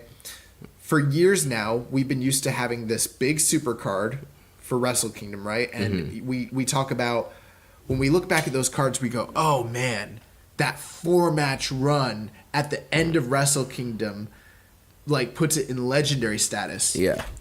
They tried to do that with Kushida and Ishimori. They were fourth from the top. This is where Ospreay and Ibushi should have been. Yeah. Based, with hindsight being 2020 and based on how both those matches went. Or what if Ibushi and Ospreay had been after this, so then you got Kushida, Ishimori, then Ibushi, Ospreay, then Okada, JY, and then the top two main events. You'd be like, my God, that 5-card run is incredible. But it's got to start with these guys, and so now we're going to look back and we're going to be like, oh yeah, that part in the middle with Cody and Juice. Oh yeah, that part in the middle with Kushida and Ishimori where they kind of crapped the bed and they didn't deliver. I have no patience or sympathy for guys that are capable of giving us a classic and then they give us a dusty old Korakuen Hall gentleman's 3-star match. Like, people want to crap all day about Cody and Juice, and we knew what we were getting there, but no one's saying crap about Kushida and Ishimori. And like, I'm so pissed about this because this was something that I was very excited about, and it really underdelivered. And we're not gonna get a chance to see this again. We'll never see it again. Like, this was like, when were these guys ever gonna wrestle? Like, they haven't wrestled all year. Bro, I thought this was gonna be the best of the Super Junior finals this year. Yeah. Kind of glad it wasn't. I thought that this was going to be the match. The other thing, too, is like anyone who thinks like, oh, this was really good booking, it catapults Ishimori. No, it doesn't. He looks like crap.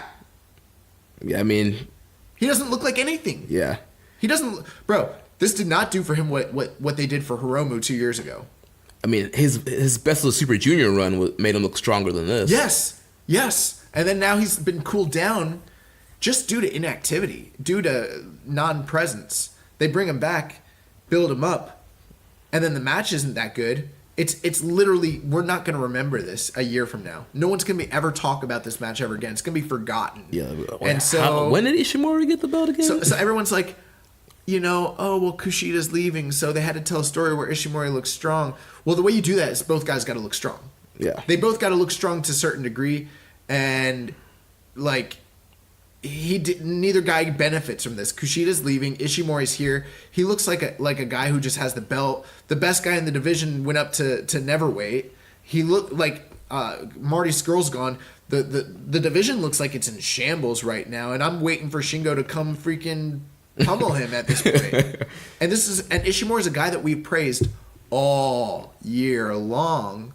So it's not like I'm throwing I'm like throwing him away. Yeah. But I feel like this was your big moment to really establish this guy. This is the new face of the junior division. This is the guy that's going to lead our... He doesn't feel like it. Right. This is the guy... This is supposed to be the guy that's going to lead our junior division into 2019. And that's not what they did. You cannot do this in the Tokyo Dome. You just can't. Like when you want to have us, bro. They're going to Ryogoku for the Best of Super Junior Finals, and I'm sure that they're going to have something big there. But like for the type of the ambitions that New Japan has in 2019, your top juniors cannot do this in the Tokyo Dome. And I'm surprised no one else is freaking out like this. Yeah, this sucked. I remember sitting there being like, "This sucks." I don't want to say if it sucked, but it definitely was disappointing. I thought them having a 3.5 star match sucked. I really didn't expect that from them. So that's all I got to say about it. And and we have a message or a question from Reddit user Arrogant Dan. Who should Ishimori's first defense be against? Well, we already know whose first defense is going to be against. Yeah, we do.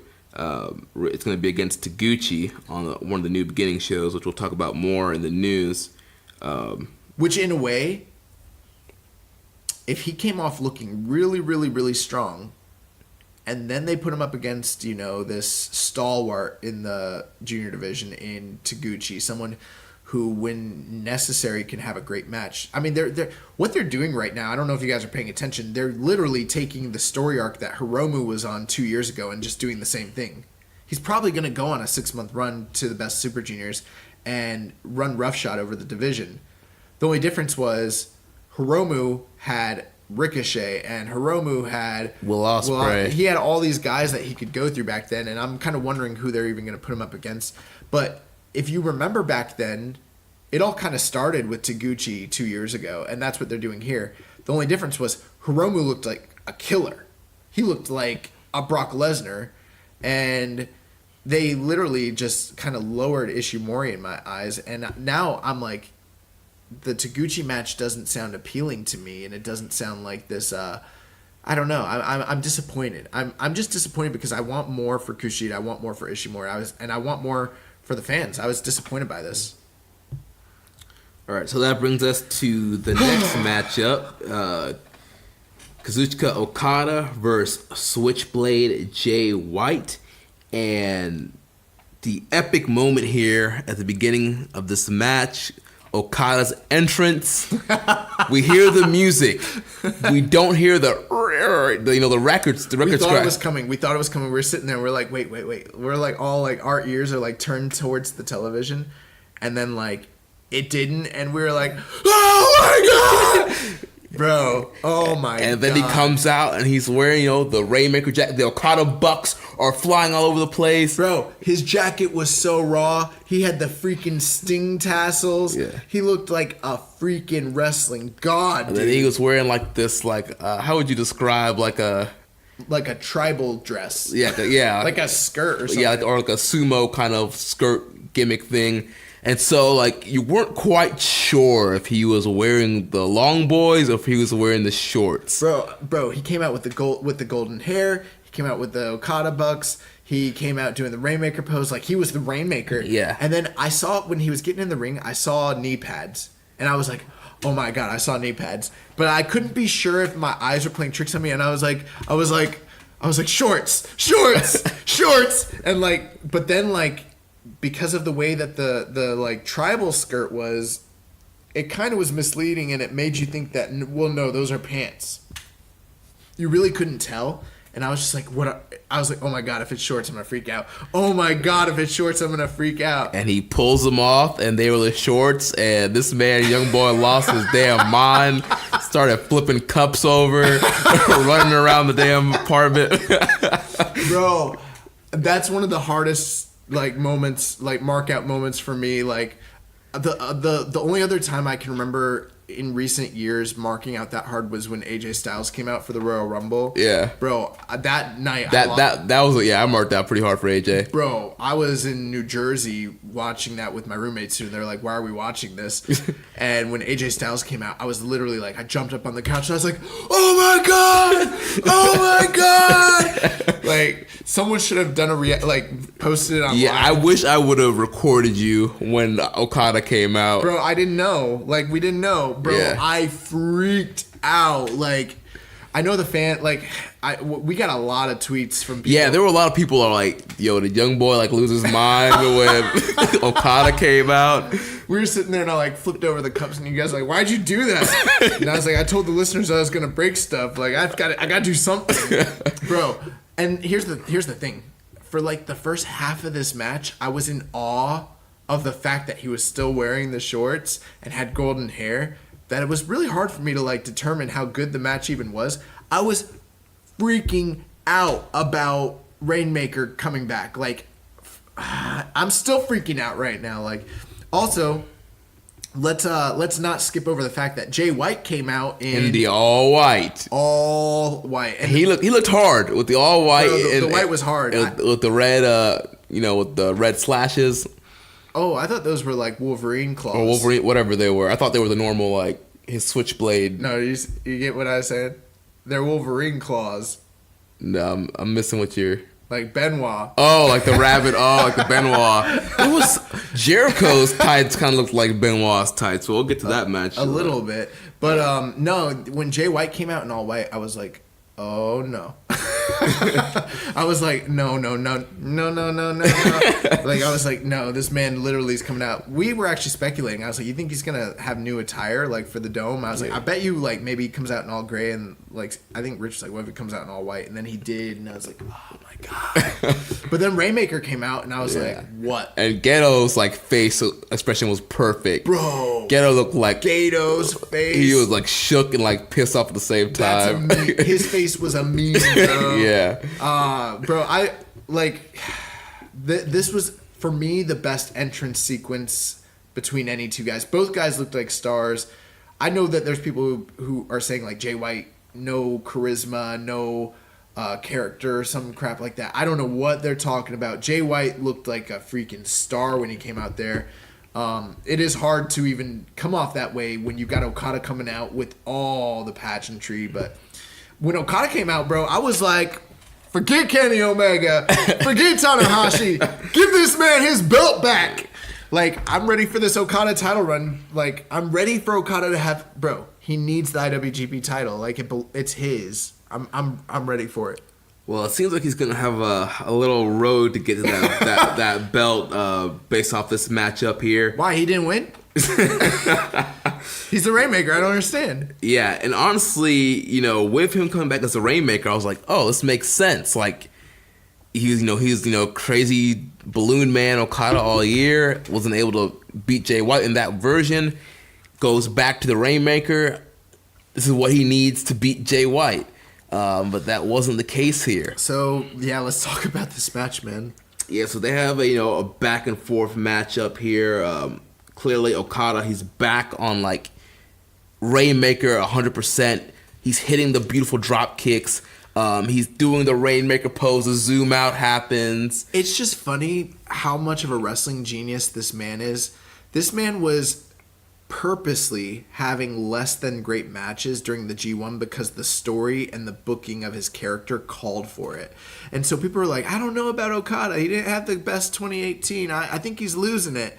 And the thing is like he's in control of, most wrestlers out there don't know how to have a good match, much less make themselves have a less than good match. Like, you know what I mean? Like, right. On purpose, like I'm going to tone it down on purpose and make myself have a bad match because psychology.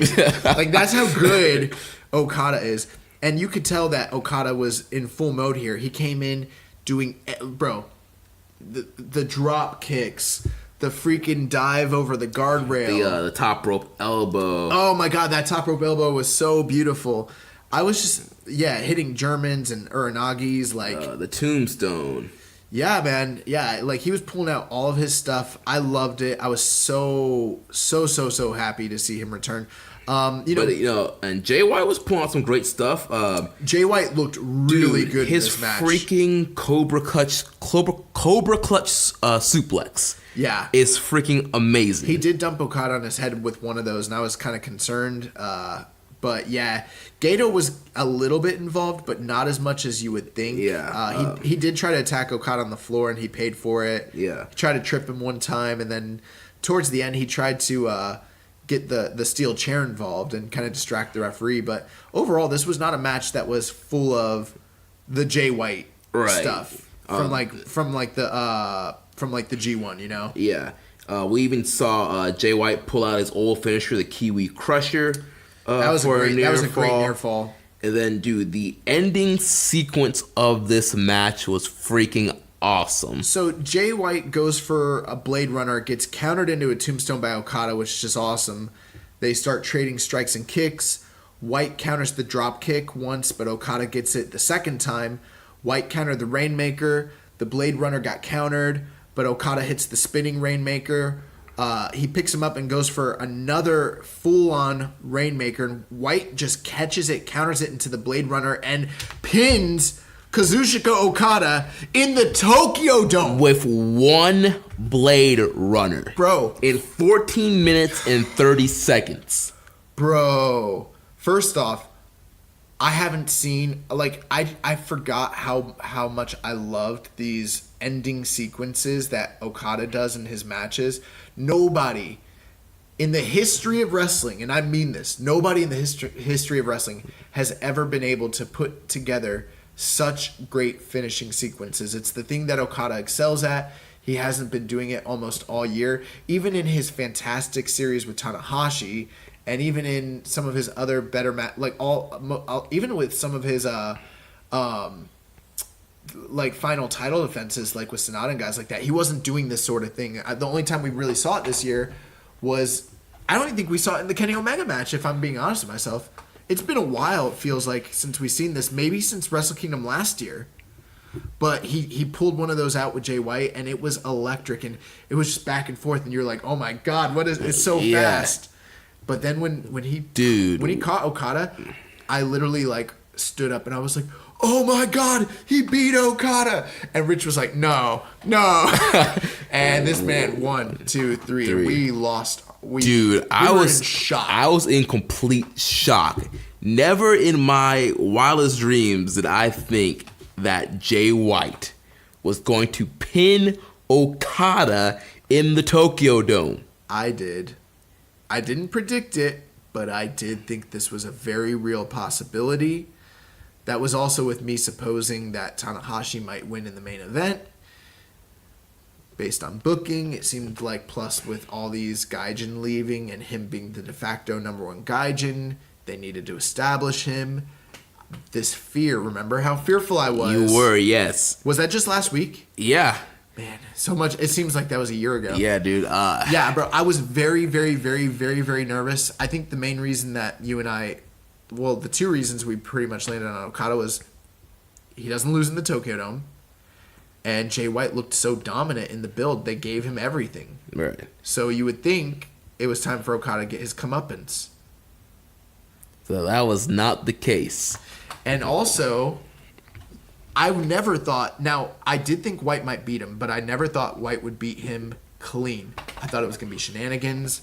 I thought it was going to be, some sort of tomfoolery. Instead, he caught Okada, laid him out. 1, 2, 3. This was incredible, man. There's a lot of stuff I want to say about this. I mean, what do you? He didn't just beat Okada. He beat the Rainmaker. Bro. Yeah, dude. This was a bold move in my book, but hey, we don't know the future of Kenny Omega. You don't have the Young Bucks, Cody, Skrull, Hangman Page next year. This coming up year, you gotta establish heels. You gotta establish heels. You gotta establish top Gaijins, and Jay White is the top heel in the company. He's been on that trajectory for a while now.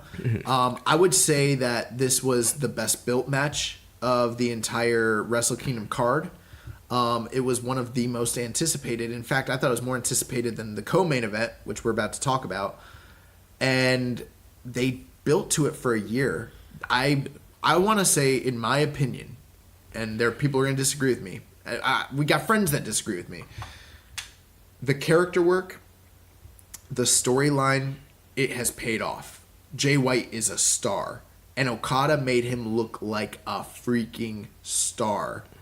How much stronger could the guy who beat everyone's beloved Naito the year before, who just had the most legendary title run in New Japan Pro Wrestling history, makes his big triumphant return, puts on the gimmick, bleach blondes the hair, puts on the freaking shorts, and then gets laid out 1, 2, 3 by this man. How much stronger can he put this man over? Yeah, I mean, I definitely will agree with you. The push of Jay White is working. They've got him over as a mega heel. The crowds boo him like crazy every time he comes out. He's cutting great promos and all the backstage stuff and on the press conferences. I have made it a declaration this year. I'm going to watch as much of the post-match conferences as I can. One thing that helps with that, because they are long, I'm not going to lie. YouTube, though, lets you speed stories up, especially since a lot of it's in Japanese and you're reading anyways. I just put it on like 1.75 speed, and I'm like, oh, I'll just breeze through these stories. So it's really good. But Jay White is maybe the best promo in New Japan Pro Wrestling right now. Maybe not the best, but he's top 3. Well, out of the English speakers, out of the English speakers, he might be the best.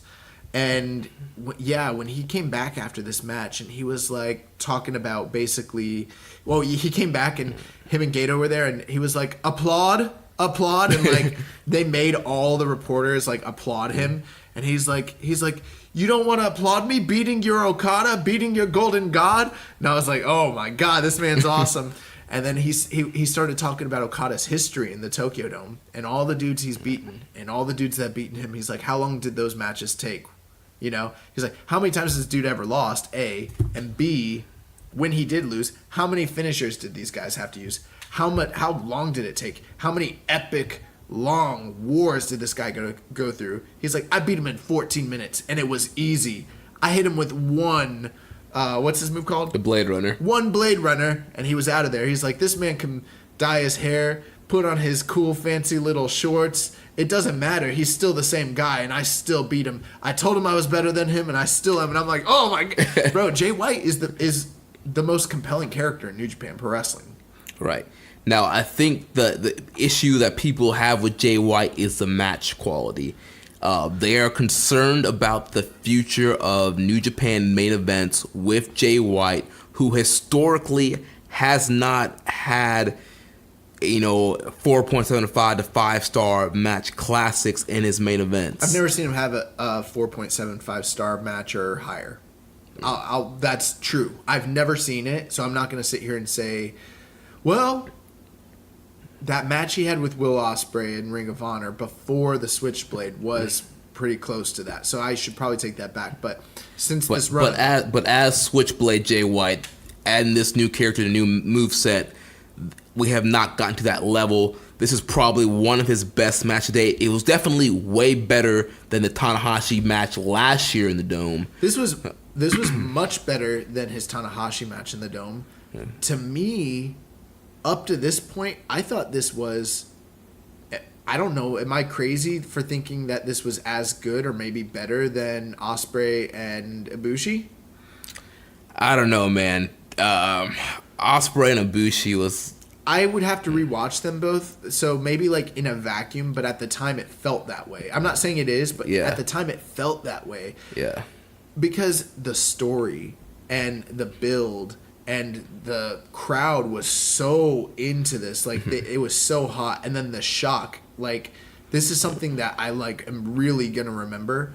The thing with White, man, is like, I understand he is not up to this point considered the best worker in New Japan. I'll also say that a lot of guys, like for instance Kenny Omega, before Kenny Omega got his singles heavyweight run, he was not having blowaway matches in New Japan Pro Wrestling. He was wrestling as a heel. Everyone knew he was very talented, just like everyone says that Jay White is very talented. And people would say about Kenny Omega, wait till you see what he can actually do.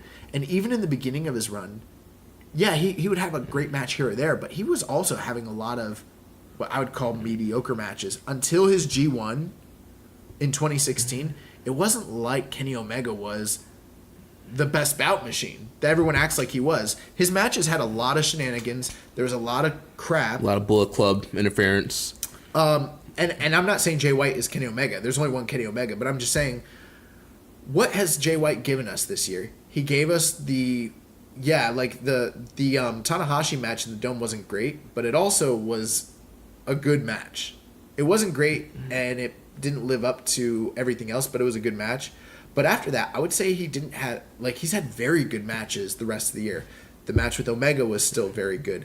The match he had with Hangman Page was very good. The matches he had with Dave Finlay and Corkin twice were both very, very good. The match he had with Juice was probably, up to this point, one of his best matches, yeah. It's 4.5 for sure. Yeah. And then, as much as people crap on his G1, it wasn't like he was having, awful G1 matches. He wasn't. The match with Suzuki was good. The match with Elgin was good. The match with Okada was good. This man has had good matches all throughout the year. But I think the issue is, people are, with him being positioned as one of the top, 4 now, top 6, or however you want to count it, he has good matches, but people are looking for excellent. They're looking for incredible. They're looking for phenomenal. And we have not seen him hit that level yet. Well, what do you think about this? People that are saying that this match was 4 or 4.25, you think that they're right? Because I don't. I think this match had to be 4.5 at least. I'm in the kind of the 4.25 area, which 4.25 is still a very good match. I could be persuaded to go 4.5. I'm honestly kind of in the middle, but I'm more towards 4.25. I do want to rewatch it. So now that the markdom for the shorts has worn off. Yeah. But I will say, Okada, all his great matches are over 30 minutes. Yeah. Anyone who acts like his great matches aren't really, really long, they're kind of missing something here. I don't think he's ever had a match that was this short, that was this great, ever. Well, I think that's part of the problem. It's Wrestle Kingdom. You're in the Tokyo Dome. It's Kazuchika Okada. You're expecting a 30-minute classic, and we didn't get that here. I thought that the story here was really good.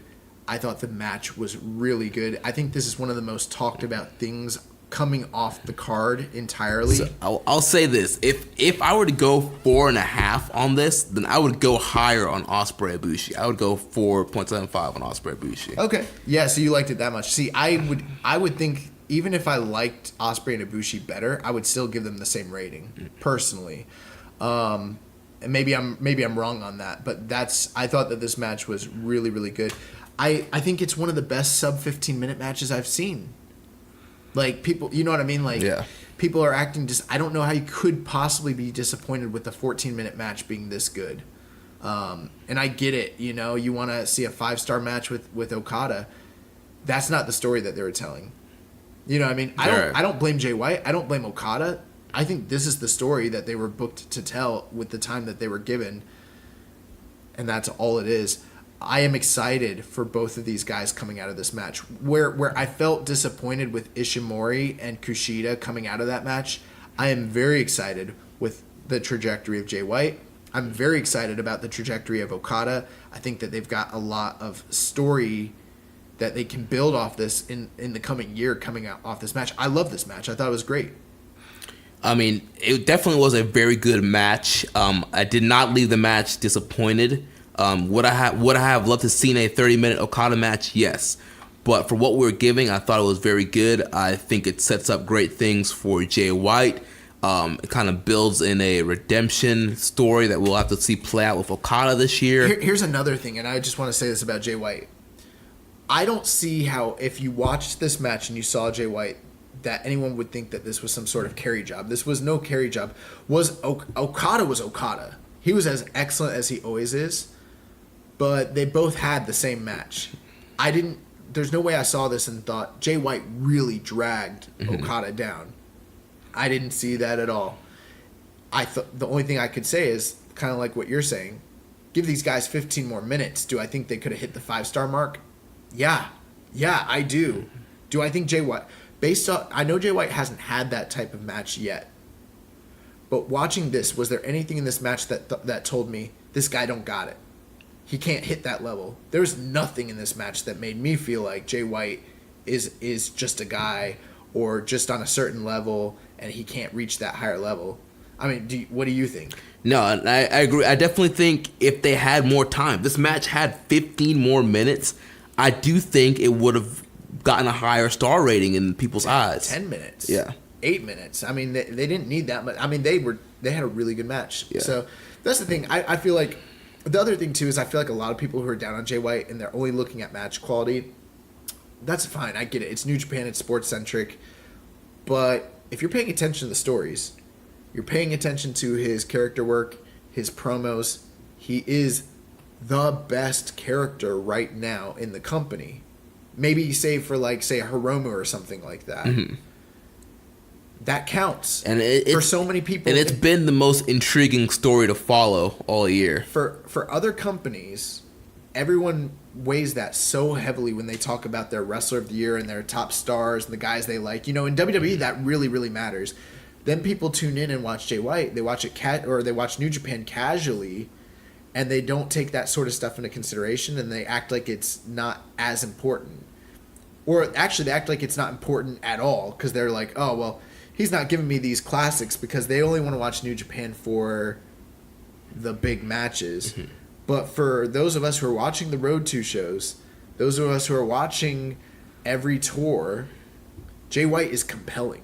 And he's a necessary, character. Is he the greatest worker in the entire company? No. Is Juice Robinson? No. But we love him. Consistency. That's all I'm going to say, basically. Yeah. Hey, and also, like, every time I see him, he gets better. That's the other thing. All year, all he's done is improve. Yeah.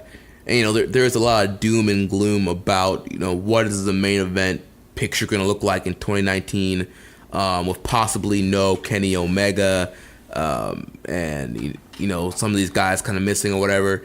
It's like, we still have Hiroshi Tanahashi still there. Naito is still there. Tomohiro Ishii is still there. Zack Sabre Jr. is still there. Hiroki Goto is still there. Minoru Suzuki is still there. Like, there are... Also, this company's freaking incredible at... People are acting like, oh, yeah, if this guy main events, Madison Square Garden, or if this guy main events, whatever. Yeah, people said that about Kenny Omega. People have said that about other guys. Zack Sabre. This company is incredible at making stars and building them up and making them viable draws and top talent. And I can almost guarantee you, I'm not saying it's like he's gonna headline Madison Square Garden, but I bet you this is not Ring of Honor. This is not WWE. If they want him to do that, they will build him up to a point where it is so compelling that you'll be stoked to watch that match, and you'll pay them, and you'll thank them for it. Yeah, I guarantee you. All right. We had a question from Reddit user Maserati. Said, did you guys lose your minds like I did when the old Okada came back? I didn't even care that he lost. That fake video that Bad Luck Fale tweeted out. Yeah. Where the pants came off. What was that? That's from like some football game? Yeah, some Literally that crowd. If you guys saw that video where the crowd loses their mind, that was me. Like, I lost. I actually don't know if you guys lost your minds or not because I was in my own world. I was running around this apartment like a madman, freaking out. That is not a joke. Like, young boy was literally running around. He literally did like flip over like a package of plastic cups. I was actually nervous. I was gonna because we've got a TV stand. I was nervous that the TV was gonna fall off the stand. I was freaking out. Yeah. I don't know what you guys did. I literally don't know how much you guys marked out. I mean, I was excited, but I wasn't running around. You look like the freaking Ultimate Warrior in here. Yeah, bro. Like, I feel like all's right in the world. Like, I had to literally sit here and bury those freaking pants for a year, and now I don't have to talk about them again. They're gone. They're out of my life. Yeah. Maserati also asked, is Jay White finally going to get his win over Tanahashi, become champion, and then lose it to Okada to redeem Okada? That's one trajectory that I definitely see possibly happening. Yeah, I mean, there has to be some kind of redemption for Okada this year, so that could be the situation. Maybe Okada wins the G1 in order to get the title back. There's a lot of different ways it can go with it. That's my most probable theory, and I started feeling like that's exactly what's going to happen. But as the days have worn on, and it just seems too linear. It just seems too linear to be like Tanahashi's going to drop it to Jay White, Jay White's going to drop it to Okada, and then we're off to the races. That seems too convenient for me, and I'm not convinced that that's the way it's happening yet. It could. Yeah. I'm just not convinced of it yet. Okay, so now we're going to move on to the main event number 1, the IWGP Intercontinental title. We're already like almost at 2 hours, and I don't even care. Like we're running it. Like this is Wrestle Kingdom. All right, I told you guys at the beginning of the episode, sit back and relax. We're going to be here for a while. So we're at the IWGP Intercontinental title, no DQ match.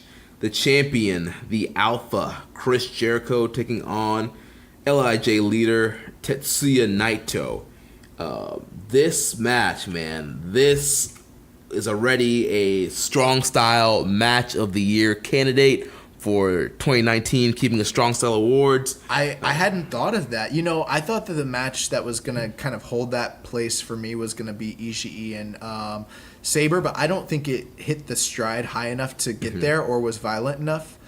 Maybe. It depends on how the match quality, but this match, oh my God, bro. Yeah, and dude, hot start. Naito attacks him before the bell, and they're brawling on the floor. I like both of their entrances, by the way. I thought Naito looked like a freaking star with that like wild boar like get up and everything, and then Jericho came out just looking like Alice Cooper like he always does, but he had tights on this time. He's not wearing the leather pants anymore. But yeah, this thing started off fast on the outside. Started off fast with the brawl. Naito pile drives Jericho on the ramp right in the beginning. Dude, when he did that, I was like, bro, his head hit the freaking ramp. Yeah. Apparently, that scalped Chris Jericho. Did you see that? Yeah, I saw that, yeah. Yeah, Chris Jericho tweeted out, and he's like, never taking a pile driver on the ramp again, because I guess the friction of how hard he landed, because he literally landed. That was a pile driver. Yeah, apparently the friction caused a big patch of his hair to literally just get pulled out of his head, so he's got a big bald spot. And what's funny is we were talking about Jericho's hair is getting long again, and we're like, all these a lot of wrestlers who had long hair, years ago, later on they cut it short, and it's out of necessity because they start going bald. Jericho's the opposite. He cut his hair short just because he wanted to. Now he's old and he's growing it back out because he wants to, because he still can. So, but he's got a big bald spot now. But Jericho gave that man a receipt when he DDT'd him on the announce table. That DDT on the announce table, bro, strong style table. It's a strong style table. Japanese table, very strong. Yeah, bro, that was an I am the table spot, for sure. Naito's dome freaking just got clocked right on that table. The table didn't budge whatsoever. That was scary crap. And these guys were potatoing each other the whole match. This match was very violent. These guys are just going at each other. Yeah. After that, Jericho walks up to the ring bell and goes, ding, ding, ding. He's like, I won. Raise my hand. I won. See, that's the thing. We were talking about this. You watch a Cody match in New Japan, and Cody does a lot of crazy antics throughout the year, especially when he was in his heel persona.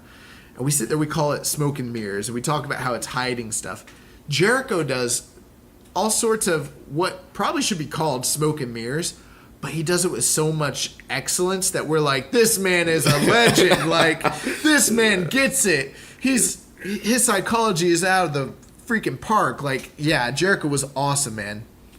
Yeah, and I love the story of this match. It came down to the IC belt. So, going into this thing, historically, Naito hates the IC belt. It's this belt that literally haunts his career. When he was supposed to headline the Tokyo Dome at, I believe, WrestleMania or Wrestle Kingdom 8, he was facing Okada for the IWGP title, And in what was supposed to be the semi-main event was Shinsuke Nakamura against Tanahashi for the IC title, and he wasn't landing as a character. There wasn't a lot of heat for his match. The top stars were Tanahashi and Nakamura, and they took a fan vote, and they ended up usurping him, and they called it a double main event. So he ended up not going on last, even though he was in the IWGP title match, even though he won the G1 and all that. They ended up putting the IC title on ahead of him, and ever since then he's had nothing but hate and venom and vitriol for that title. Once he finally won that belt a couple years ago, he just brutalized it. Yeah, I mean, destroyed it. Yeah, I used to complain so much about how ugly the title was because Nakamura didn't take care of it, and it was just grody, and the belt was turning gray and the plates were getting messed up. But like Naito took it a step further. Like, he wouldn't carry the belt out with him. He would throw it. He would just literally not just throw it. He would literally try to destroy it. Like, he would, and then last year when he was breaking the belt, 2 years ago, he was breaking the belt, and literally when Tanahashi won the belt, he got a new strap, got new plates, and basically refurbish it. He didn't even refurbish it. They had to get rid of the old one. Yeah. It's a new belt entirely. Yeah. But then all throughout this year, Naito has been firmly in the IC title mix until Jericho took for the first half of the year, until Jericho beat him for the belt and took it away. And Naito has always basically said that he doesn't want to be seen at the secondary level. And right, he doesn't want the IC belt. He hates the belt. He thought New Japan should decommission it. There's too many belts in New Japan. He wanted them to basically stop recognizing it. Yeah, but then come this match, it was the IC belt that got him the win. So he hits Jericho with that Destino, and then he grabs the belt. He has, he opens his eye, looks at the belt, smiling. Yeah. And then he hits Jericho with the belt, and then hits him with one more Destino and gets the win. Then on New Year's Dash, Chris Charlton mentioned that Naito said that the belt loves him and came back to him and helped him win the match. Yeah, he had said that during the post conference. He basically said, I've mistreated this belt for so long, but she just keeps coming back to me. She must really love me. And he was like, I'm gonna make it right. And at the end of the match, he made the referee present him with the belt. Mm-hmm. So I don't know what that all means, but it seems like he's kind of turned over a leaf, or maybe that whole hatred of the belt storyline has kind of subsided. One thing I loved about this match was, as violent as it was, as crazy as it was, the layout in the middle part, I did see some people being like, oh, well, it dragged in the middle. I didn't think so at all.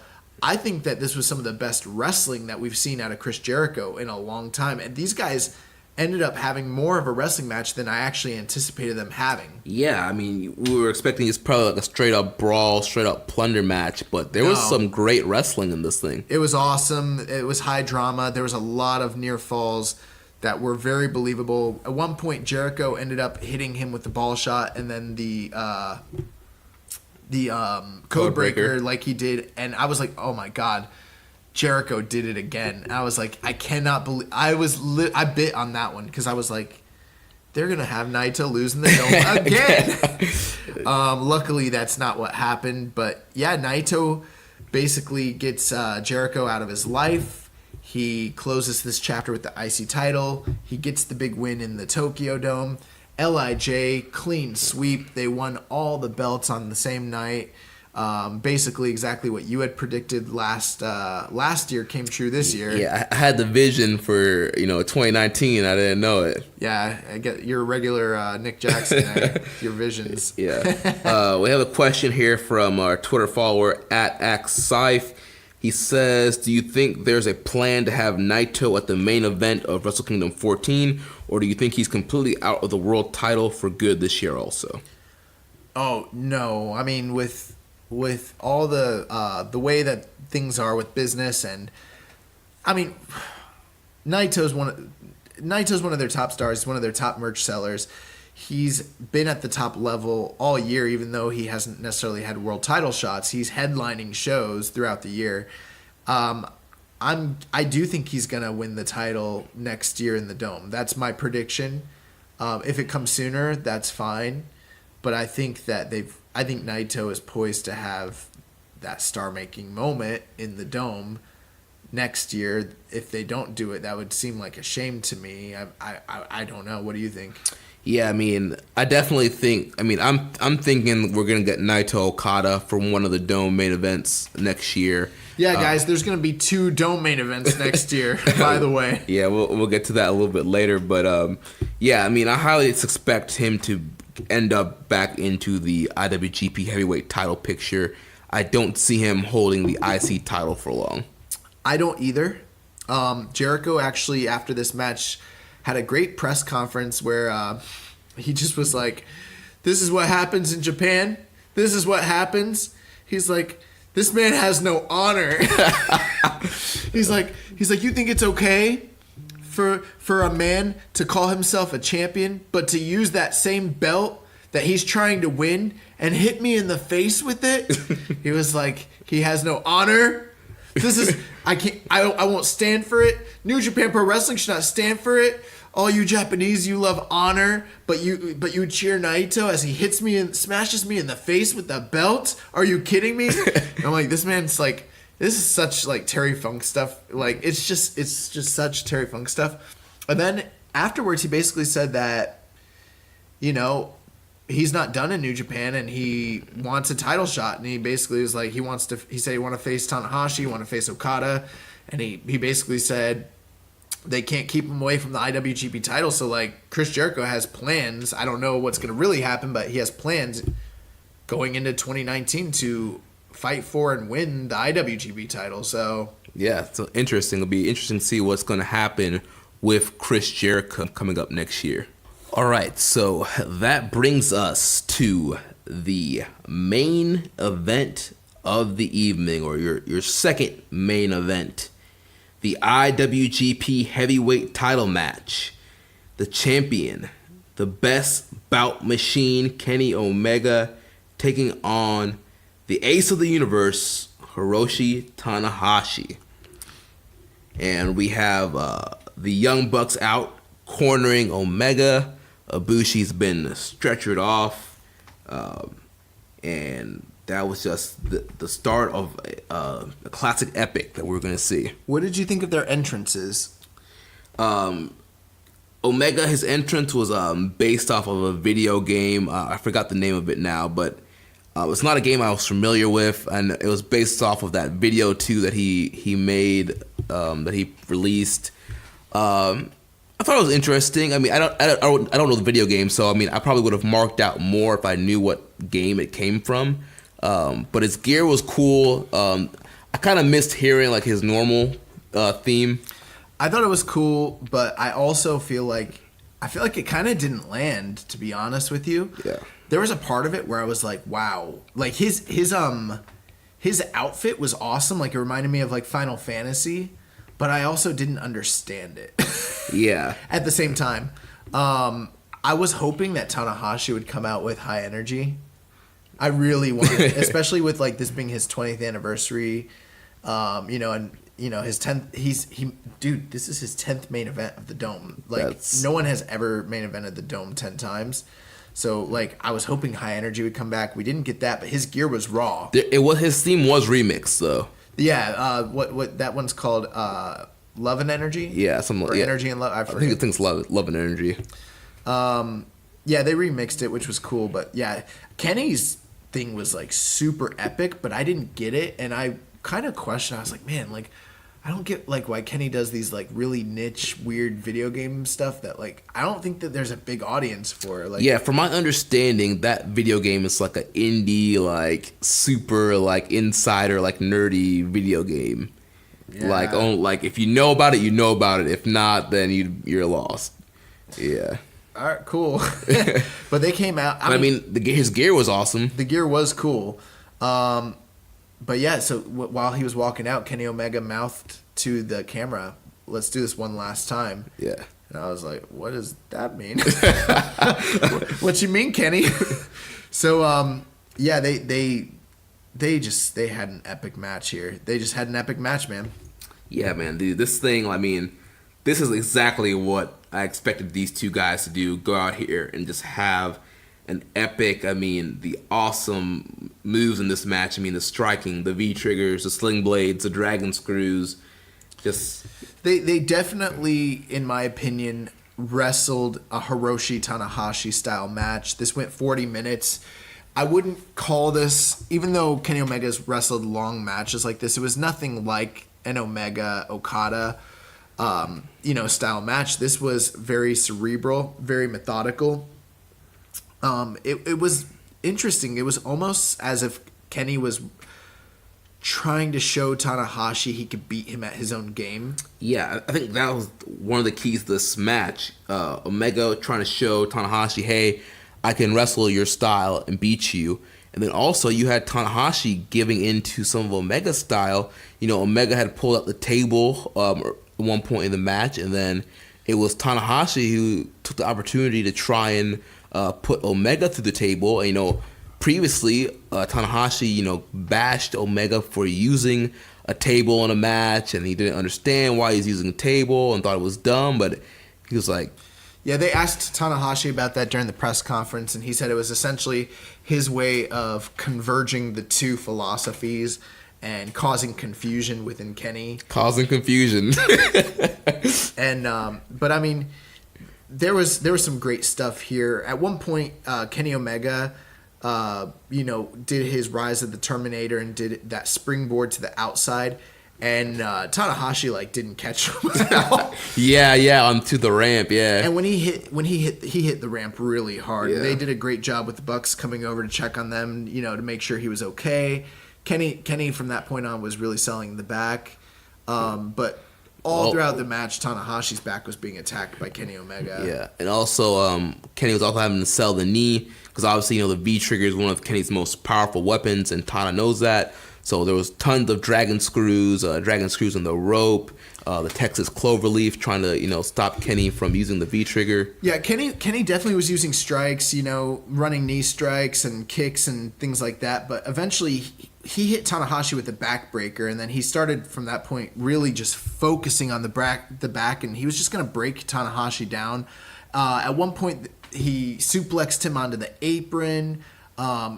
He went outside and he slammed him onto the announce table right in front of Chono. He did a moonsault right off the barricade, which was freaking awesome. I mean, it was like he did it effortlly. He was just killing Tanahashi's back. Tanahashi basically was trying to answer that with desperation dragon screws all throughout the night, basically. And that was kind of like what turned the tide for him, was because those dragon screws, not only were they slowing Kenny down, but they were also limiting the amount of V triggers that he would be able to potentially land on Tanahashi. Yeah, and then towards the end of this match, Omega was able to he hit a sling blade, and then he followed up with the high fly flow of his own, but he only got a 1. Tanahashi kicked out at 1. Well, there's some other stuff that happened before this that was really important. They teased that dragon suplex off the top rope. Yeah.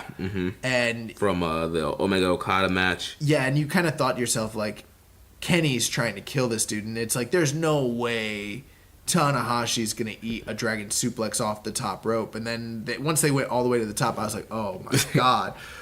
Tanahashi's going to die. Luckily, Tanahashi flipped all the way over. He did a face bump instead of a neck bump. Thank God. And then there was one point I remember where Omega just was manhandling Tanahashi on the inside. He hit these Tenru power bombs, and he was just holding. Oh yeah. It was nuts. He hit 2 power bombs, and then he hit a doctor bomb. Yeah, man. It was really incredible, but Tanahashi just kept trying to fire up and fight back. We mentioned the table. We failed to mention that it was Tanahashi. He tried to high fly flow Omega through the table, but Omega moved and he just went crashing. Oh, I thought his knees were gonna explode. Yeah, crashing through that strong style table. That was like a Barbaro Cavanario spot. That was awful. Yeah. That was awful. But yeah, so then essentially once once the V-trigger started coming out, and then you start getting twists and shouts and high-fly flows and sling blades and Kataro crushers. I mean, you saw they really turned up the speed right at the end of the match. Mm-hmm. Yeah, so towards the end, Tanahashi, he hit the Snapdragon, he goes on top for the high-fly flow crossbody, then he hits that, goes back on top for the high-fly flow, connects, gets a near fall there. Tanahashi back up top. Omega catches him with a V-trigger, and he falls up with that Super Dragon suplex spot that we just talked about. Another V-trigger by Omega, and he was killing Tanahashi with those V-triggers. Oh yeah, the V-triggers there was one specifically where I was like, that might be the best V-trigger I've ever seen. And so he goes for the one-wing angel. It's countered. This was a botch. I don't know what that was. Do you know what I'm talking about? Yeah, that last one-wing angel, like the counter. Well, there was the one where Tanahashi hit a reverse Rana. Yeah. Earlier, right? Which was crazy. Yeah. But then this one, I don't know what he was supposed to land, but he kind of just did like a leg drop or something from up there. I think it was supposed to be a sling blade. Oh, you think so? Yeah. I wasn't sure what it was. Yeah, that's the one big botch in the match, but it wasn't even that noticeable. Yeah. So then he heads up to the top, hits the high fly flow. 1, 2, 3. We have a new IWGP champion. And for the second time of the night, I lost my mind. Dude, I was kind of in shock. I was like, I predicted Kenny, and I was thinking, that he would win and stay with New Japan, but that wasn't the case. Well, we don't know that. Right. But I was running all over this apartment. I was equal parts shocked, equal parts excited to see the Ace ride again, but to also the shock that he defeated Kenny Omega in the Tokyo Dome was shocking. I basically ran up and told Rich, I said, I told you. I told Jeremy, I said, I told you. I told Ben, I was like, you weren't even here, but I told you. But the truth of the matter is I couldn't believe that my prediction actually happened. Because all day I was dreading this match, and I was like, I predicted it wrong. Kenny Omega's definitely winning. Like, what a fool I was. Then, come to find out, Hiroshi Tanahashi, his 8th IWGP title reign. Every single title on this card changed hands. You know what's funny? You were thinking to yourself that Omega was going to win. Like, later, like, for me, I was thinking, man, I made the wrong pick. I'm like, Tanahashi's going to win. Like, based off of stuff I was seeing, like, the press conferences and, like, interviews and, like, all the stuff with, like, All Elite and all stuff. I'm like, man. Well, there was something that I'd said to Rich and you right before the show started. We were kind of contemplating it. Rich was telling me why Kenny's definitely going to win. Yeah. And I was like, but here's the thing. Think about it. I was like, if Omega wins, it tips the hat. We know he's there. That's it. Yeah. If he loses, now there's an air of mystery. What's Kenny doing? If he loses in a near 5-star match, which is what this was, in a classic with Hiroshi Tanahashi, now, afterwards, he's worth more. The same way he was, and I was like, bro, it's the same way after Okada 2 years ago, where after that match, people were like, what is Kenny Omega going to do? He didn't have the title. There was no strings attached to him. He was worth more without the belt. And that's exactly what happened here. And that's what we're seeing days later. Like, the wrestling world is going wild and wondering, the speculation is rampant. Like, what is going to happen with Kenny Omega? I just, bro, this is, before we take questions, before we talk about anything else, we got to give me a freaking victory lap. 2 years in a row, I have predicted the main event of Wrestle Kingdom accurately, and this crap has been hard to do. Yeah. Especially considering, like, your wrestling predictions, the whole... Oh, they were off this year.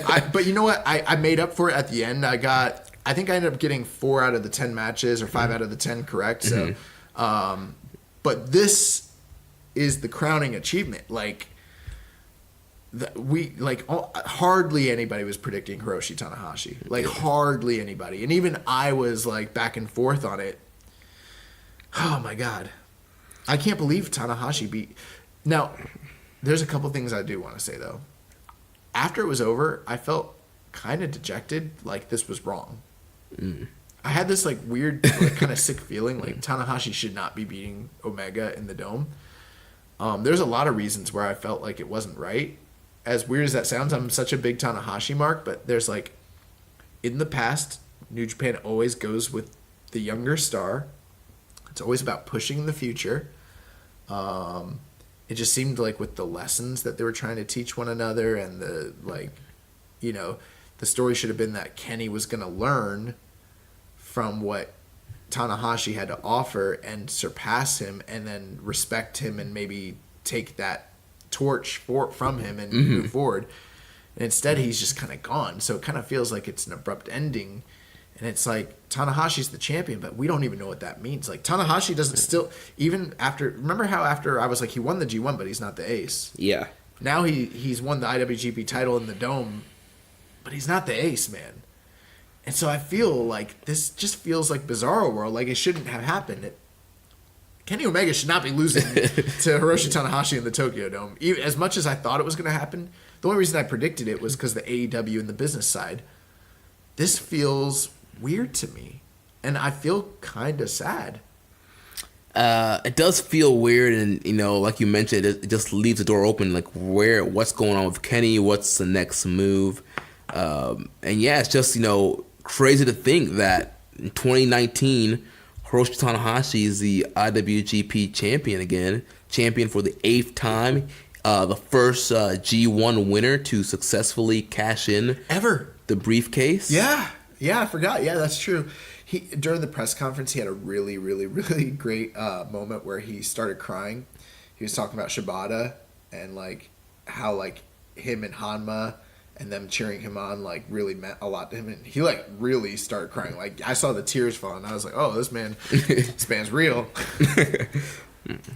We got a lot of questions about this one. All right, let's do it. Reddit user Scythe_Axe.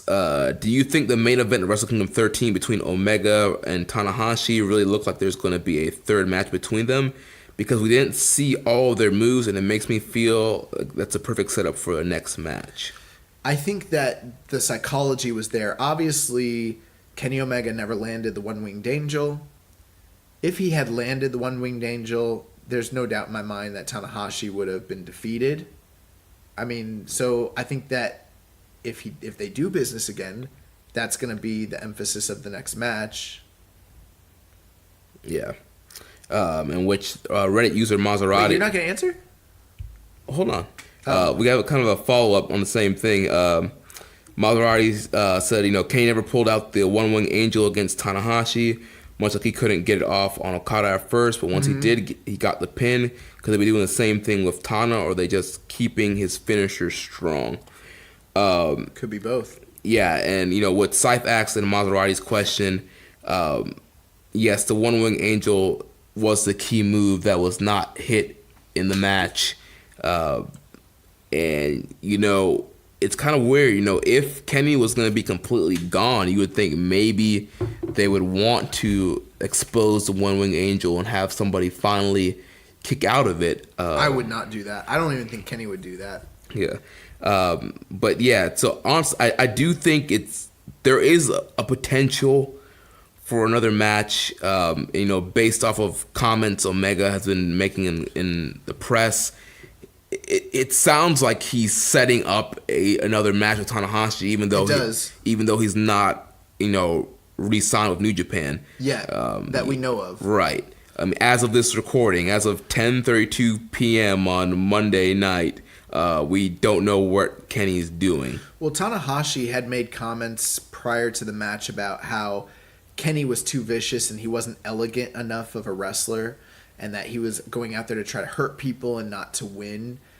And Kenny tried to wrestle Tanahashi style match, and Tanahashi was just a complete prick in the Tokyo Dome, taking out his knees, attacking. I mean, that was the main thing I think that really won him the match, was all those dragon screws, especially that one in the corner that really looked vicious.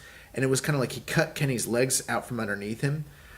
I would say it is telling that he didn't hit the One-Winged Angel, but where I don't think the story emphasized it is that if you notice in the Okada match, he kept almost landing it. Yeah. I mean, a lot. Yeah. In this match, he only went for it like what, two or three times maybe? Yeah, and it was only towards the very ending stretch. It wasn't something he was trying to continuously go for out of desperation the whole match. So I don't think that was necessarily the story. I think the story is that Tanahashi lulled him into wrestling his style of match, and then Tanahashi taught him a lesson, basically, that I'll do no matter what I say about how elegant I wrestle or how sportsmanlike I am, I'm actually a vicious prick, and when it comes time in the Dome, I'll do anything it takes to win, because that's exactly what Tanahashi did. Mm-hmm. And he kind of tricked, like, it reminds me sort of like Sugar Ray Leonard fighting Roberto Duran. Roberto Duran got Sugar Ray Leonard in the first fight to basically stand toe-to-toe with him and have a fight on the inside, when Sugar Ray basically in the second fight showed him that I'm way faster than you, I'm way more talented than you, and he just stayed on the outside and boxed his socks off. That's kind of what I see here. Old man Tanahashi was able to appeal to the pride and the arrogance of Kenny Omega to get him to wrestle his main event Tokyo Dome style match. Yeah. And Omega paid for it. Right, he fell for the trap. He fell for the trap. He fell for the words. He fell for the psychology. He got lulled into a trap. And, that's what I think happened here. I think that Tanahashi mentioned doing a third match. They're 1-1 now. But I don't know if we'll ever see that match. Yeah, it all depends on Kenny's future, which we'll talk about in the news. But before we get to the news, we need to quickly go through New Year's Dash. So New Year's Dash. Oh my God, New Year's Dash. Yeah. So we'll just go through it real quick. Yeah. So this typically for newer fans, New Year's Dash could be the equivalent of like the Raw after Mania.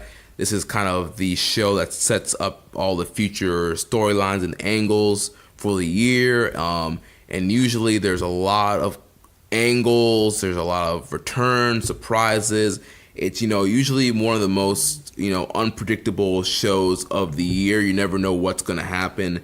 I mean, they start the show off like the commentators don't even know what the card is until literally the ring announcer goes through and announces the card. Yeah, and apparently the tickets were literally nearly impossible to get for this card.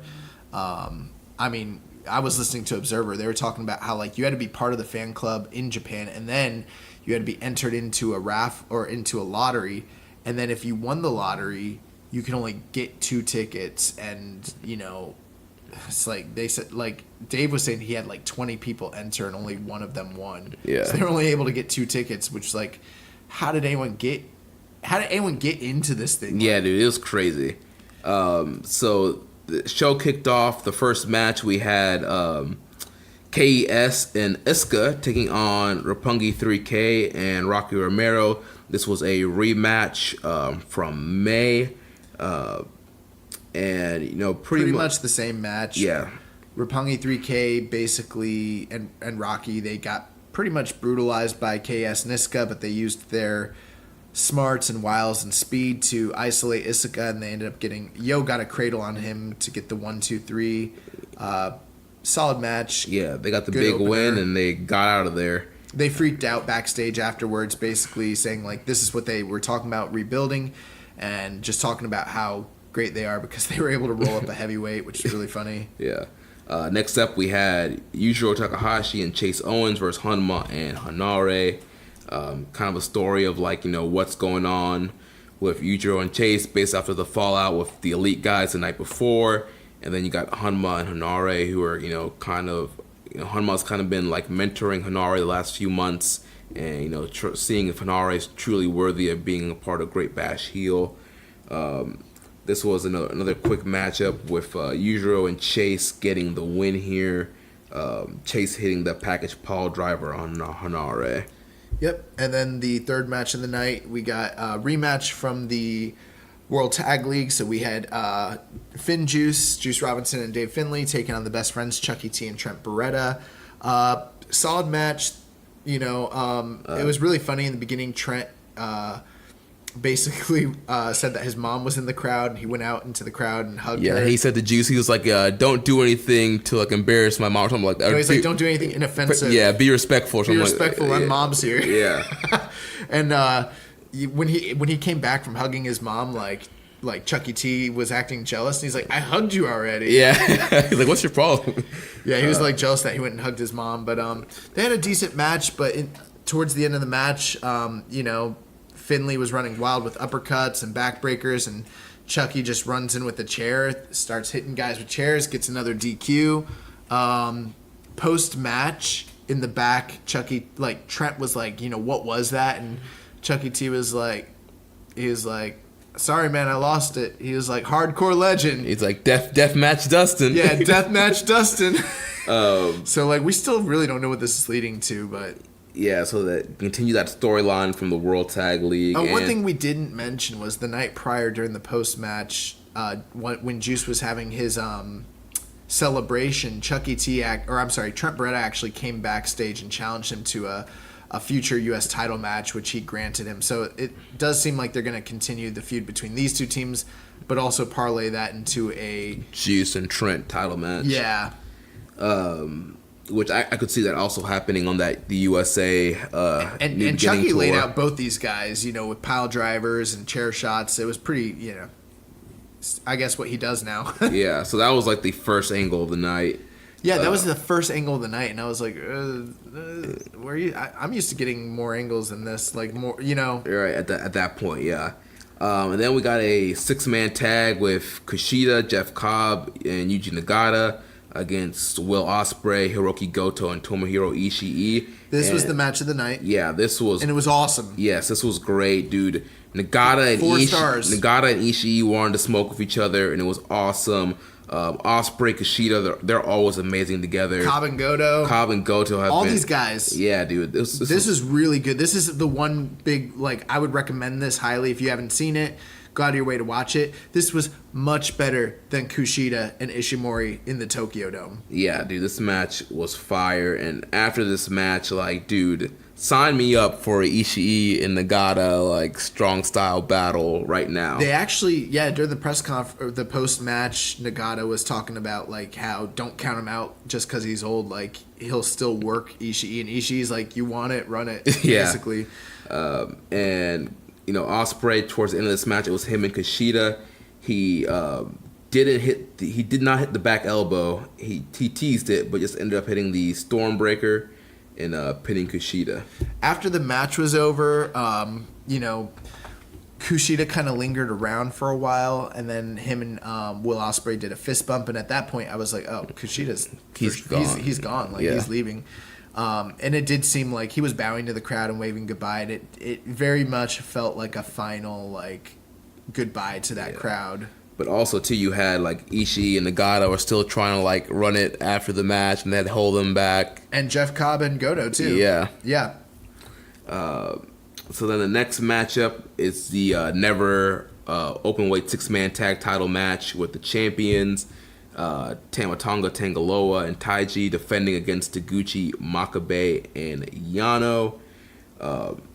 It's all right match. The big story here is that Yujiro and Chase Owens arrive. They attack Makabe. Owens hits the package pile driver, and then Tangaloa falls up with the ape shit, and the God Ishimori team retain the 6-man titles, and Chase Owens and Yujiro Takahashi are now back with the Bullet Club.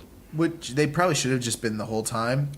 Right. Had a question here from Maserati. He says, was it me or do Chase and Yujiro seem like chumps the way they rejoined Bullet Club? They were kind of just left behind by the Elite and came groveling back. They weren't left behind. They split the night before because of dissension, and then they turned evil again. They didn't get left behind. They made this choice.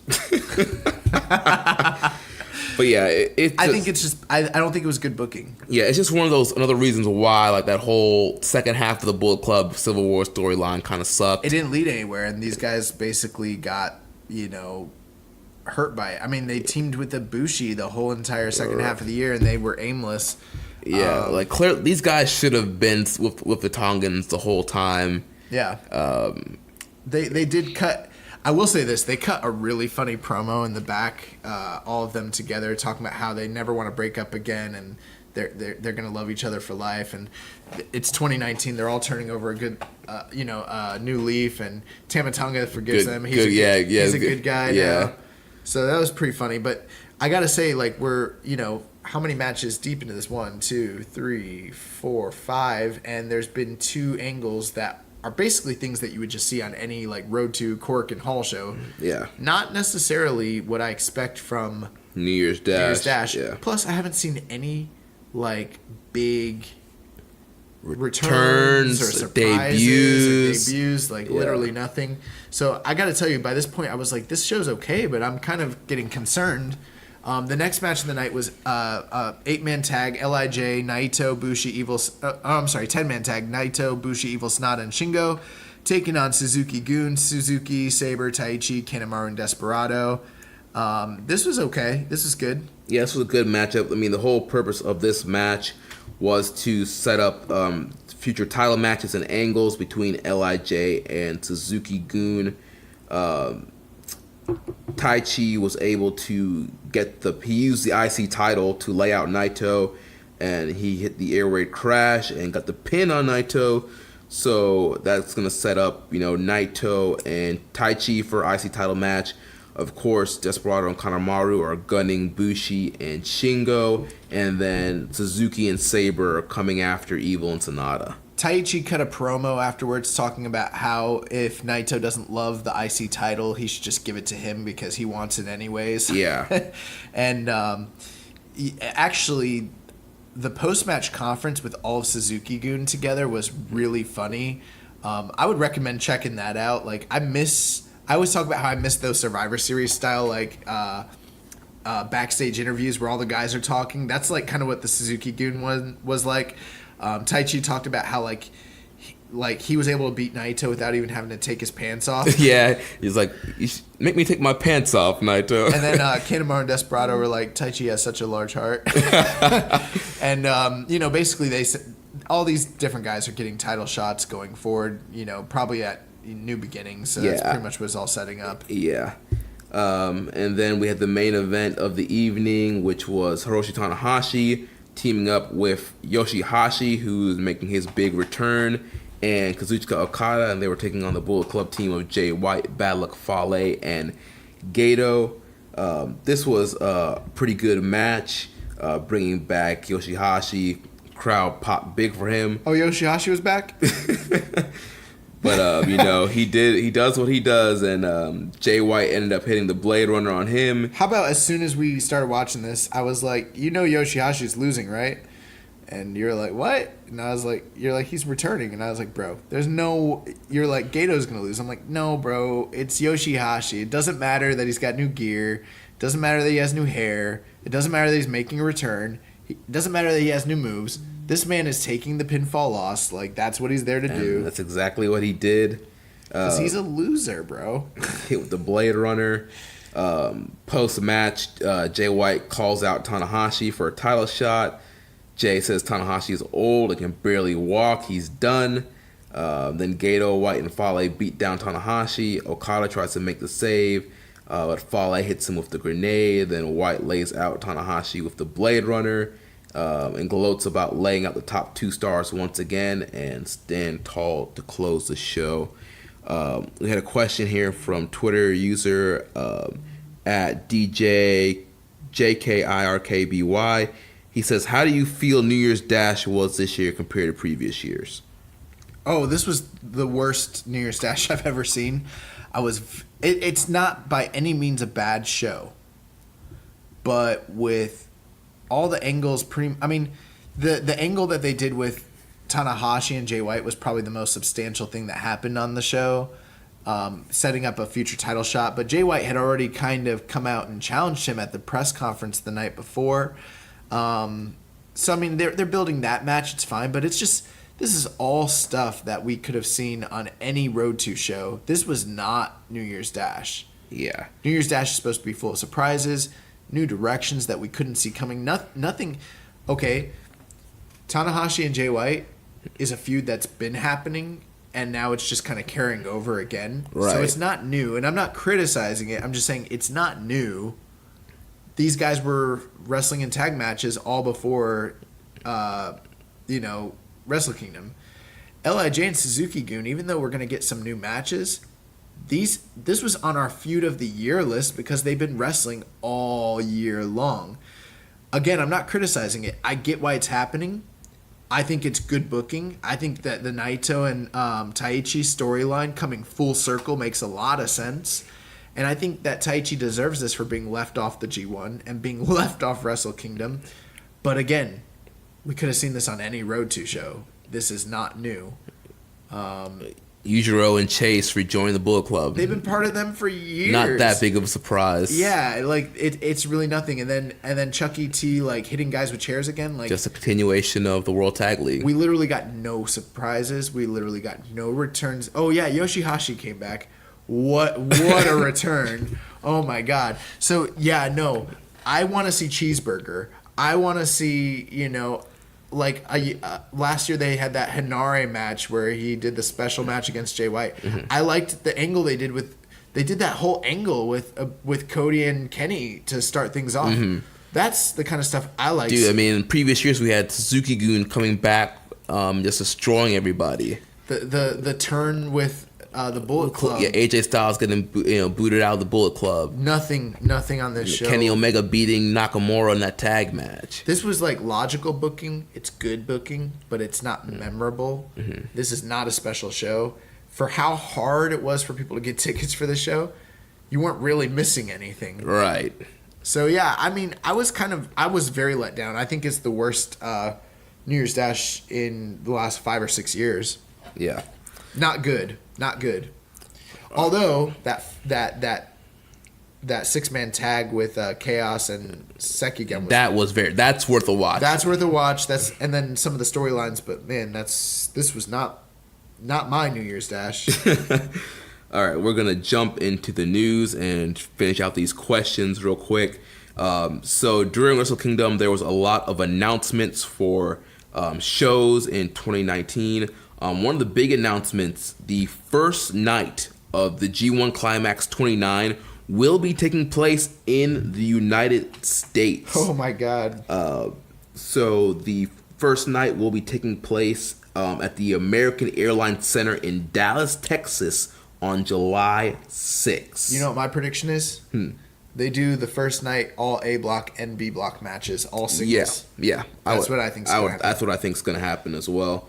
So yeah, dude, that's gonna be crazy. G1 kicking off here in the U.S. And then another big announcement was that in 2020 there will be 2 days of Wrestle Kingdom, January 4th and 5th, back-to-back nights in the Dome. First time in New Japan history. Yeah, so I mean, it's been years since they've done multiple Dome shows in the same calendar year. People been wondering about, how they expand, how they grow.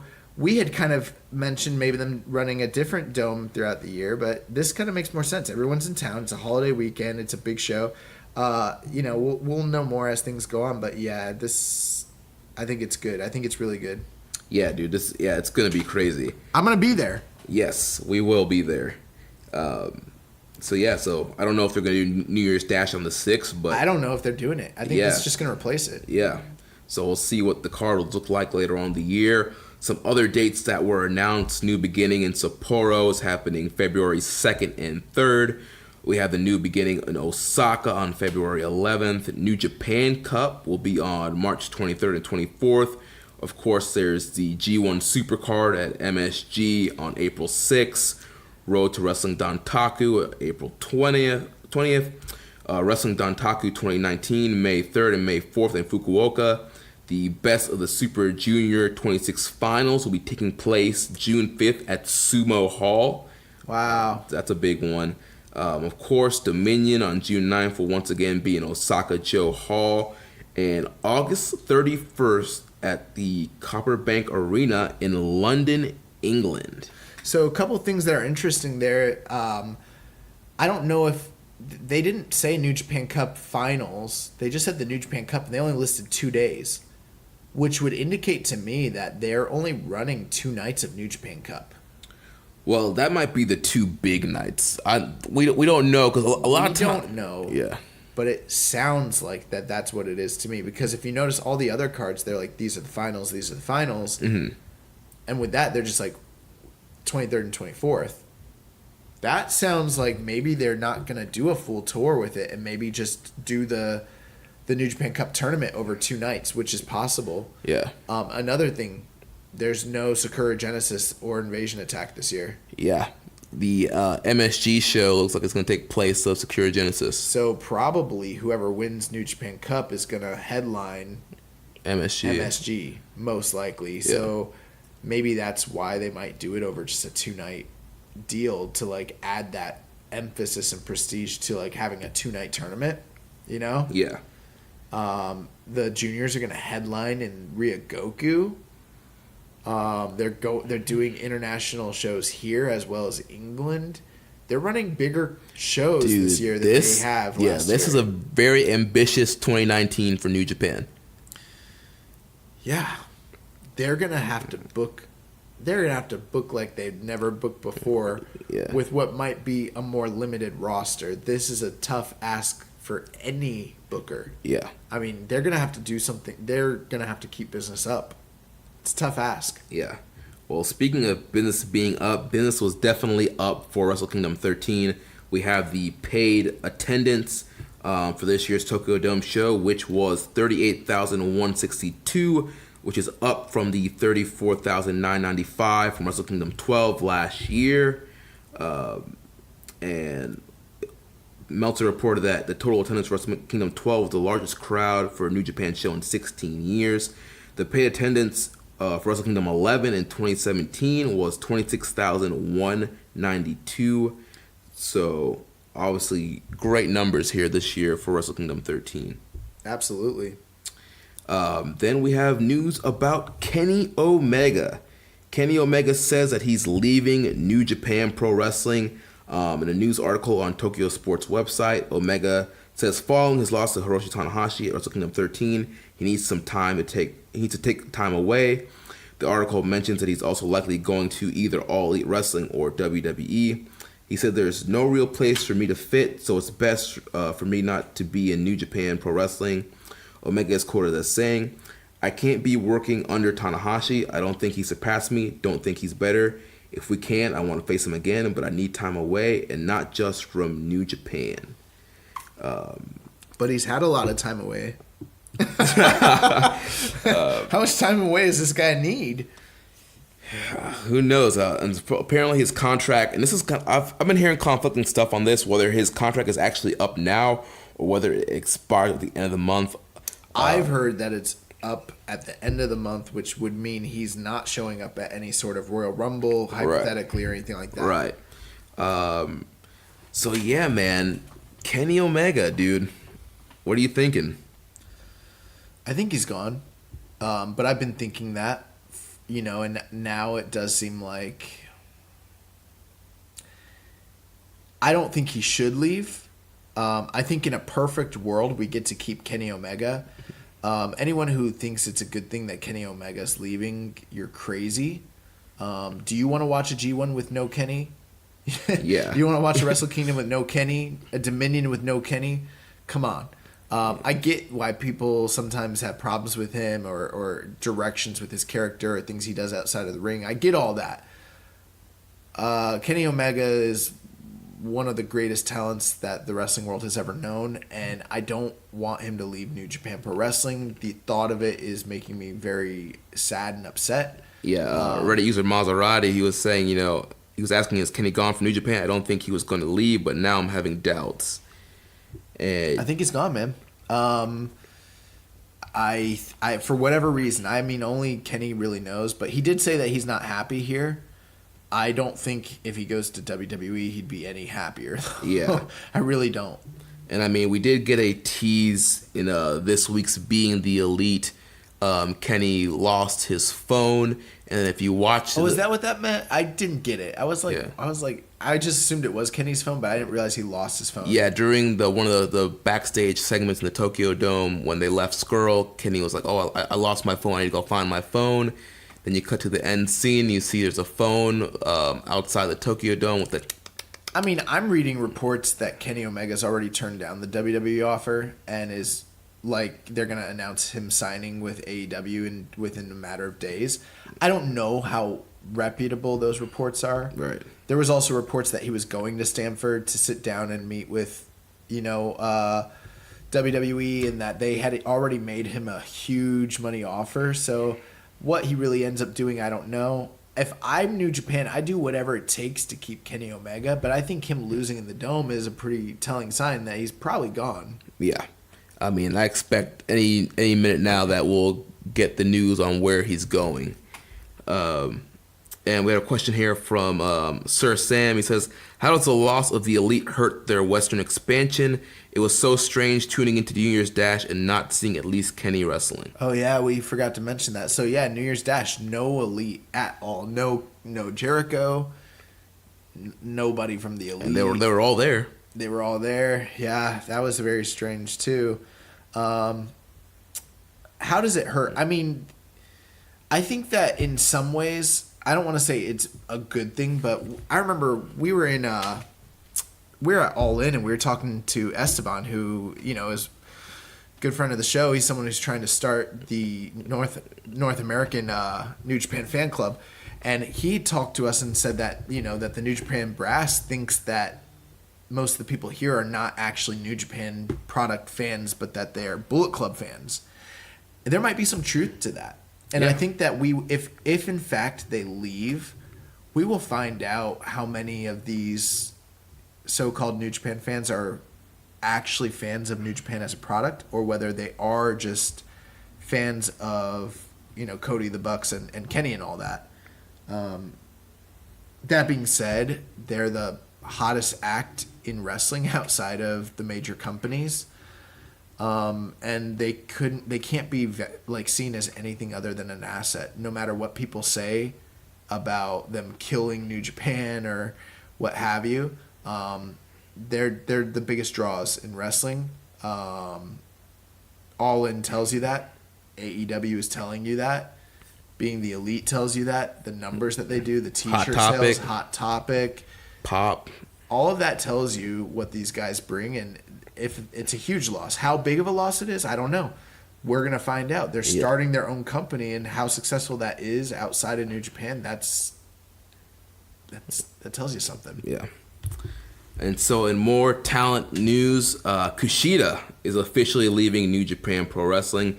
It was announced at the post Wrestle Kingdom 13 press conference that Kushida will be departing after his contract expires on January 31st.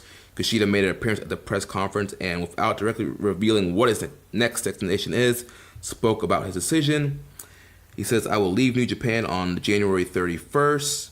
This is an extremely tough decision made with Mei, Sagubashi, and Kadani. It was a very big decision in my life, and I'm thankful they understood. I will head overseas to see the world of pro wrestling.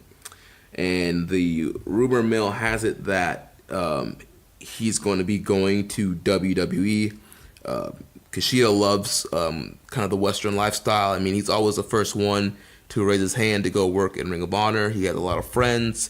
He knows the language pretty well, and the culture he loves. Obviously, he loves Back to the Future movie.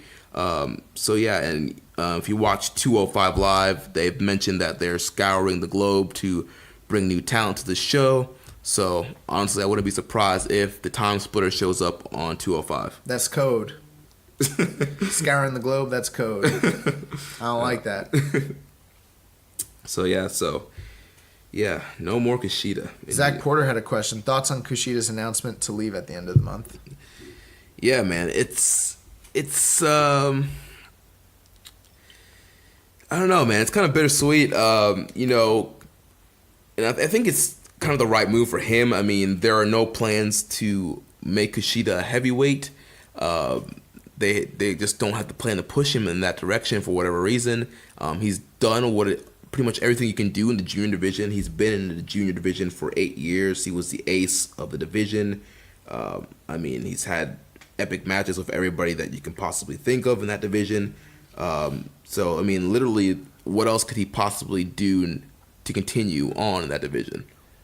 Everything you're saying is valid, but I also say if he's going to WWE and they made him a big money offer and it's better for him, his life, and his family, great. But I don't think we're going to see what we've seen from Kushida anywhere else.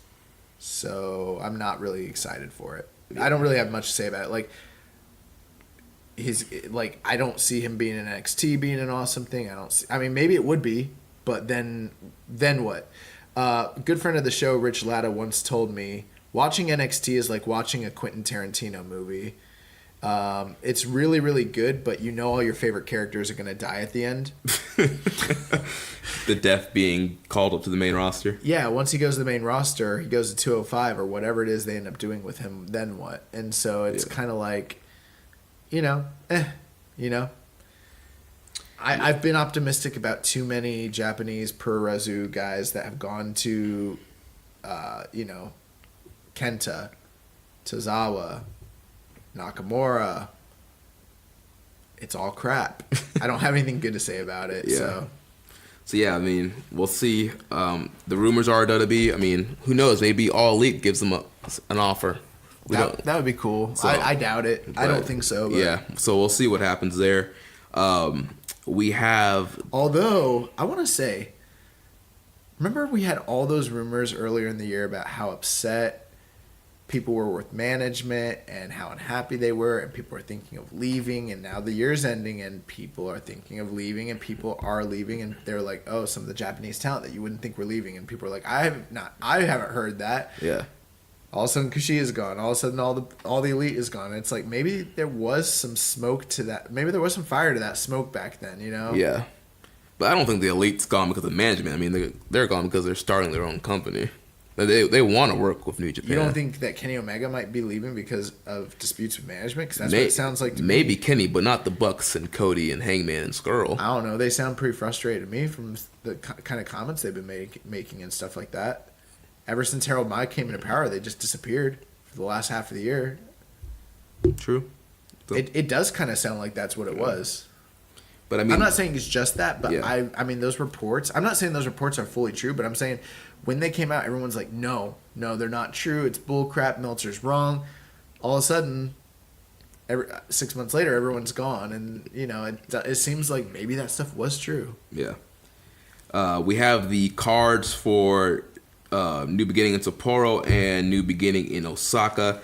So like I mentioned earlier, New Beginning in Sapporo, night 1 is happening February 2nd. The main event's going to be the Mega Aces finally having their big tag team match with just themselves. It's going to be Tanahashi and Okada versus Jay White and Bad Luck Fale. We're also going to have Zack Sabre Jr. versus Evil, Suzuki versus Sonata, Naito, Shingo, and Bushi against Taichi, Kanemaru, Desperado, Taguchi, Yoshihashi, Hanuma, Yano, and Makabe against Ishimori, Chase Owens, Yujiro, Tama Tonga, and Tangaloa. Tenzan and Tiger Mask 4 against Asuka and Takamichi Nohu. Nakanishi and Toa Hanare against Yoshida and Umino. And Narita versus Yumura. And then on night 2 of New Beginning in Sapporo, which is February 3rd, it's main evented with the IWGP Intercontinental Championship match. Naito defending against Taichi. The IWGP Tag Team Championships will be on the line as Evil and Sonata defend against Minoru Suzuki and Zack Sabre Jr. The IWGP Junior Heavyweight Tag Titles will also be on the line as Shingo and Bushi defend against Desperado and Kanemaru. Also, we'll have Tanahashi, Okada, and Yoshihashi against Jay White, Bad Luck Fale, and Chase Owens. Taguchi, Hanuma, Yano, Makabe taking on Ishimori, Yujiro, Tama Tonga, and Tangaloa. Tenzan and Narita against Asuka and Taka. Nakanishi and Tiger Mask 4 against Yoshida and Umino, and Toa Hanare versus Yota Tsuji. And then New Beginning in Osaka is February 11th, main evented with the IWGP Heavyweight Championship match, Tanahashi defending against Jay White. We have Okada versus Bad Luck Fale in the semi-main. We have Taiji Ishimori defending against Ryusuke Taguchi. Makabe and Yano taking on God. Hanma and Yoshihashi taking on Takahashi and Owens. Naito, Shingo, Bushi taking on Taichi, Kanemaru, Desperado. Evil and Sonata against Umino and Ayato Yoshida. And Tenzan, Kojima, Jushin Thunder Liger against Suzuki, Iizuka, and Taka. And speaking of Iizuka, news came out that he's going to be retiring next month. Thank God. He will be holding a retirement ceremony on February 21st during the New Japan Road tour happening at Korakuen Hall. So no more Iizuka after next month. What are we gonna do? This is one of the few departures that I'm not really dreading. I'm like, all right, it was his time. It was very evident that it was his time. So yeah. And before I jump to the next thing, we did have some questions about the main event in Osaka with Jay White and Tanahashi. Jai Bryan says, are they going to feed Jay to Tanahashi, or does Jay have a chance to win at this point? Well, I think Jay has a chance to win. Last year he had a title shot at New Beginning. Well, I added that. He says, does Jay have to win at this point? Well, yeah. He might. I don't know if he has to win. He's kind of in a similar position to Prince Devitt from years past, where he's gotten himself to a place where he's in title contention, but I don't know that he needs to win the title immediately. I think the thing with Tanahashi, and it's pretty telling, is that Tanahashi we're coming towards the end of the Heisei era, that the Heisei era is going to end in April. So whoever wins at MSG is going to be the final champion going into this new era of Japanese pro wrestling. I think for sure Tanahashi is going to drop the belt, whether it's now or then. I don't see it lasting more than by April, Yeah. And I could hypothetically see him dropping the belt early, right now. I could totally see that. Right. I don't know if it's going to be to Jay White, and I'm not ready to make that prediction yet. Yeah, we'll make our official predictions when we get closer to the show, but does Jay have to win? I don't think he has to win. I think he can still be hot going into this year, not winning the title from Tanahashi, but I do think there's a great chance that he could win. This is a guy that they had beat Tanahashi and Okada back-to-back during the G1 on the first two nights. To have him go pay-per-view, biggest show of the year, and then the next pay-per-view win the IWGP title, that's quite a push. Yeah. They are pushing him to the moon, though, guys. So no matter what anyone criticizes or says about him, they've made a decision and they're sticking to it. They're not going to deviate. This guy's getting that push one way or the other. Then our buddy, The Implications, he says, Jay White is IWGP Heavyweight Champion by the end of the year, yay or nay? Or hell, even beating Tana right away at New Beginning. I got to tell you, Imp, if you want my opinion, and I'm wrong a lot of the time, but I'm 75% yay. Yeah, I'm thinking, I can see Jay White being champion this year. Then we have a question about the IC title match. Simon Cotton, he says, why does Naito keep getting hoed? LOL. Taichi is the next opponent after Jericho. Yeah, I don't really agree, Simon. I got to tell you, Taichi's had a great year. I know that there are people that don't like Taichi, but he's had a great year compared to where he's been in years past. And Taichi really deserves this title shot. I think he could even beat Naito, to be honest with you. I think that might be the guy they transition the title to quickly to just get the belt off Naito. You got to understand that they've been in a year-long feud, and it all started 1 year ago with Taichi and Naito.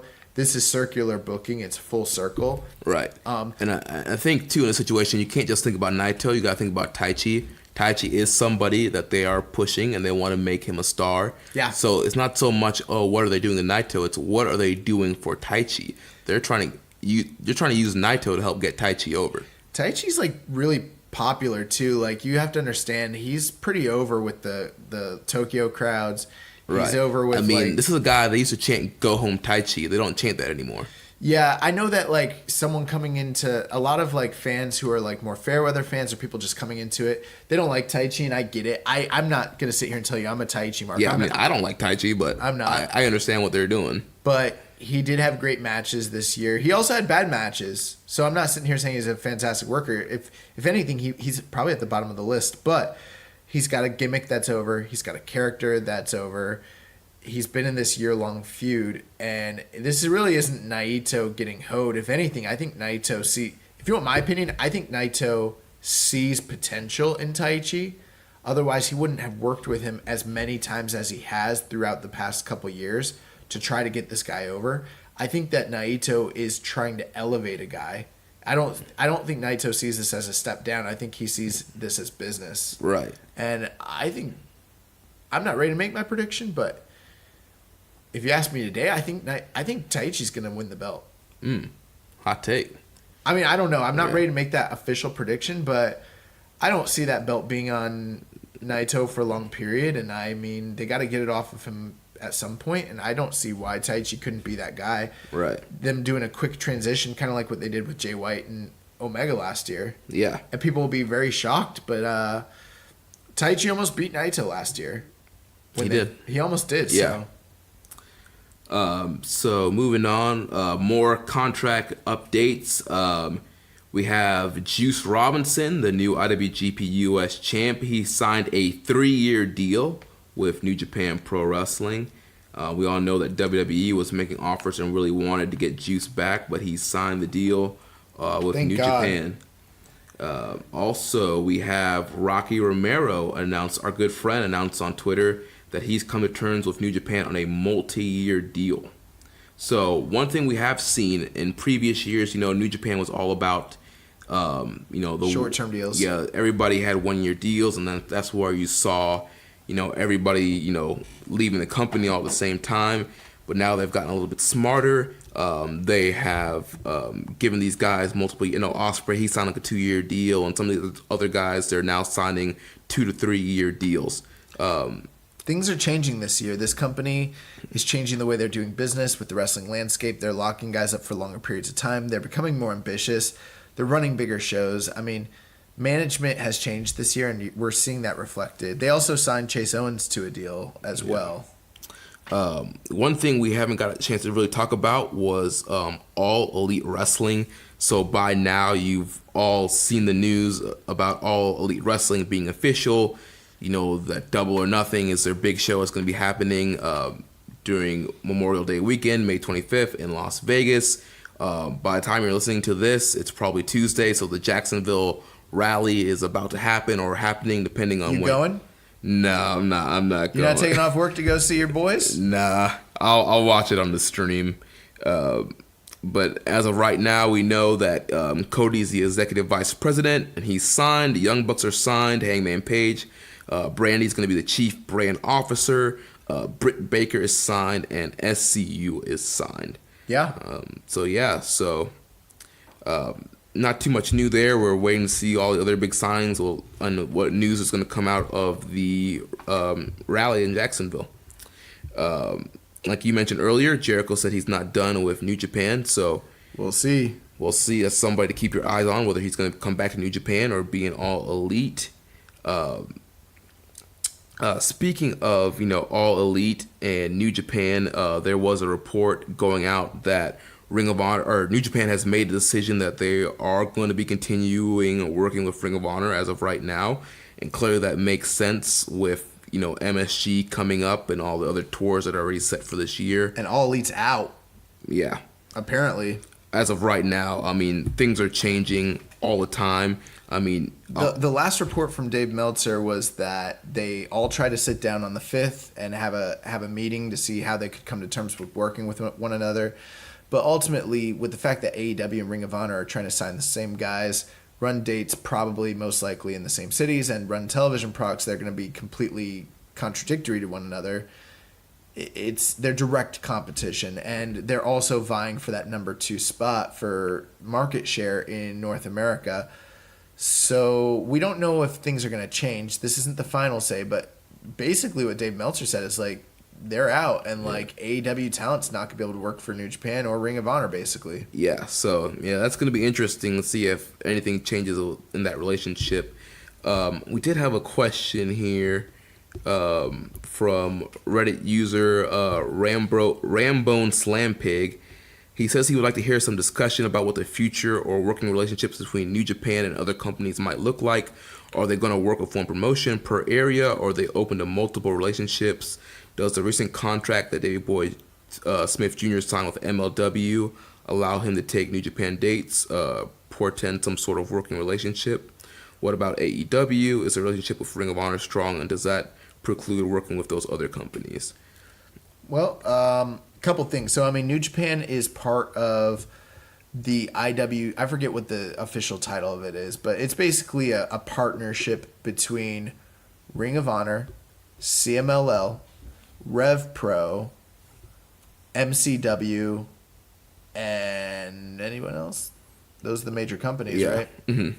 So those are their major partnerships, across the world, and it pretty much does mean that they don't work with talent. We've seen it in the past, like where they didn't want to book WrestleMania weekend, they didn't want to book AAA talent because they didn't want to upset CMLL, right? Things like that.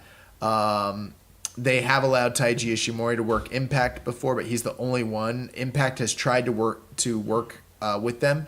Impact actually spoke out regarding all this stuff, and they said that I forget who's their president. I forget his name. I forget now. But he basically said, we're willing to work with AEW, we're willing to work with New Japan, we're willing to work with anybody. Like, we're not closed off to any of these possibilities. But it does seem like New Japan, based on their partnerships with Ring of Honor, they're not working with MLW. They're not working with Impact. The deal with MLW contracts, pretty much their contracts only permit them for not working WWE. They can pretty much work anywhere else they want. So Dave Boy Smith Jr., yes, he's signed to MLW, but he's still going to be taking dates with New Japan. He's not under New Japan contract. KES, they're actually freelancers.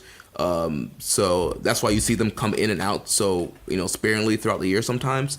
We'll still be saying KES in New Japan. What we know about AEW as of this moment, they from the latest reports, and this could change, they're not going to be working together. I think in a perfect world, everyone wanted to try and find a way, but the reality is they're direct competition with New Japan's biggest partner in the States.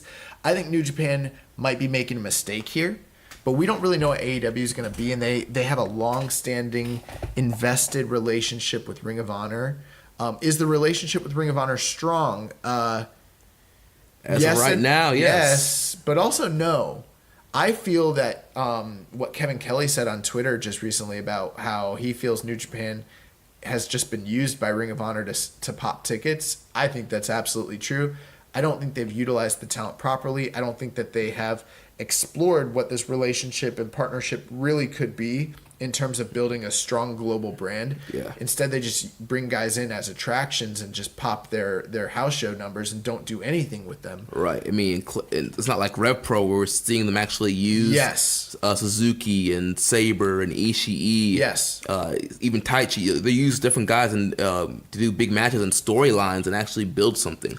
But the bottom line is, they're trying to help Ring of Honor in a tough time right now. They're sending talent over there to help them to cope with the loss of all these elite guys. And All Elite was banking on being able to work with these two companies, especially New Japan. And with New Japan, with them not having access to New Japan guys, I mean, I'm not saying it spells doom for them, but that's a big loss. Yeah. But for everybody involved. The only thing that makes me feel like maybe there could be some sort of partnership is Kenny Omega. I think he's the one guy that's big enough, marketable enough, and means enough to where like all parties involved would be like, we want him. Also, for the All Elite New Japan connection, there's another bargaining chip. His name's Kazuchika Okada. Okada is big friends with the Young Bucks ever since their time in Impact. There were reports he was supposed to work All Elite. And he wants to work All Elite. So that's true too. So there's a chance that Okada could be the saving grace there for them. Kind of trying to run this stuff down quickly. I know we're super over on time. This is the longest show we've ever done, but it's also our biggest show that we've ever done. So trust me, next week, Fantastica Mania, we'll breeze through it. Plus, we're gonna have Zach Porter on here. He's gonna tell us all about his time in Japan. So yeah, and speaking of Fantastica Mania, those cards are revealed. You can go to NJPW 1972 to check out the cards. A lot of our favorites are coming back. I know a lot of people like to dip out during New Japan during this tour, but it's a really fun tour, and I highly recommend that you stay tuned. The matches are freaking good. Yes, it's great stuff. Also, the free match of the week this week is Kamatachi, which is Hiromu Takahashi, if you didn't catch him during a CMLL days, taking on Dragon Lee from 15. I think it was 2015, yeah. That match is 4.5. It's freaking awesome. Trust me, you want to see it. It's free. Check it out. And then, speaking of New Japan guys coming to Ring of Honor, David Finlay is going to be taking on Hot Sauce Tracy Williams. That's good pop business. For the Atlanta TV tapings this Saturday. And then at the pay-per-view on Sunday, Honor reigns supreme. The Best Friends will be taking on Juice Robinson and David Finlay, a rematch from what we saw at New Year's Dash. Shibata is going to be making appearances at the Road to G1 Supercard events January 24th to 26th, which are happening in Texas, I believe. We kind of already talked about being the elite. And the last thing we got to quickly mention, obviously, the wrestling world, we lost Mean Gene Okerlund. Yes. So, obviously the voice of a generation, the voice of my childhood. He'd been in bad health for, several years, but, it is unfortunate to hear about this. Obviously, Mean Gene didn't have a huge connection to, like, New Japan or Puroresu, but, anyone who's listening probably, can recall back to his work in WCW, his work in WWF, his work in AWA, and, amongst all his peers and amongst anyone involved with sportscasting, they say Gene Okerlund's the best that ever did it. Yeah. From his comedic timing, from his, just his voice, his control, his narrating, like he was the best interviewer that there ever was. Yeah, there was never going to be another Mean Gene Okerlund.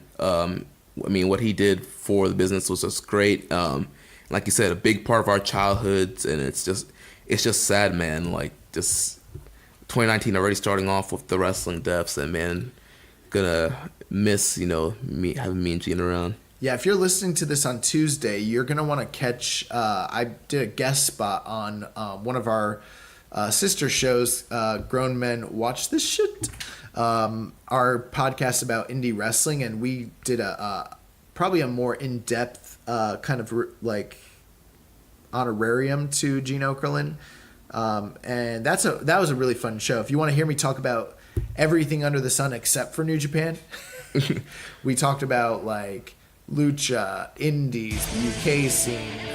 Definitely want to check that out. It's a really, really good year-end review show. So. Oh, and that's gonna wrap things up for us on this giant Wrestle Kingdom episode. Supersized. Next week we'll be back with a review of the first night of Fantastica Mania. All latest news. We're gonna have Zach Porter on as well, who was at Wrestle Kingdom Live. First-hand account. He was at the Stardom shows.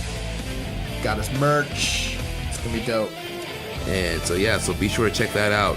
Make sure you connect with us on social media. On Twitter, the show is at KI Strong Style. I'm at Jeremy L. Donovan. Social Suplex is at Social Suplex. On Facebook, we're facebook.com/Social Suplex. On Reddit, I am the Pro Black Guy. Josh is Keeping It Strong Style. You can email me, Jeremy at socialsuplex.com, with any questions, or if you want to be a part of Social Suplex. And any questions that we didn't get to this week that were kind of off topic, I will save them for next week, so not to fear, your questions will be answered. Make sure you check out all the other shows on the Social Suplex Podcast Network. We've got One Nation Radio, the Ricky and Clyde Wrestling Show, The Outsider's Edge, Grown Men Watch This Shit, Wilford Watches, and the Omega Luke Wrestling Podcast. Don't forget to subscribe, leave a rating and review, and until next time, should we? What do we say now? Until next time, go Ace. Asanayo. Adios. Until next time, goodbye. Breathe with Keeping It Strong Style. Until next time, Keeping It Strong Style. Ichiban! Thank you for listening to Keepin' It Strong Style. We'll see you next time.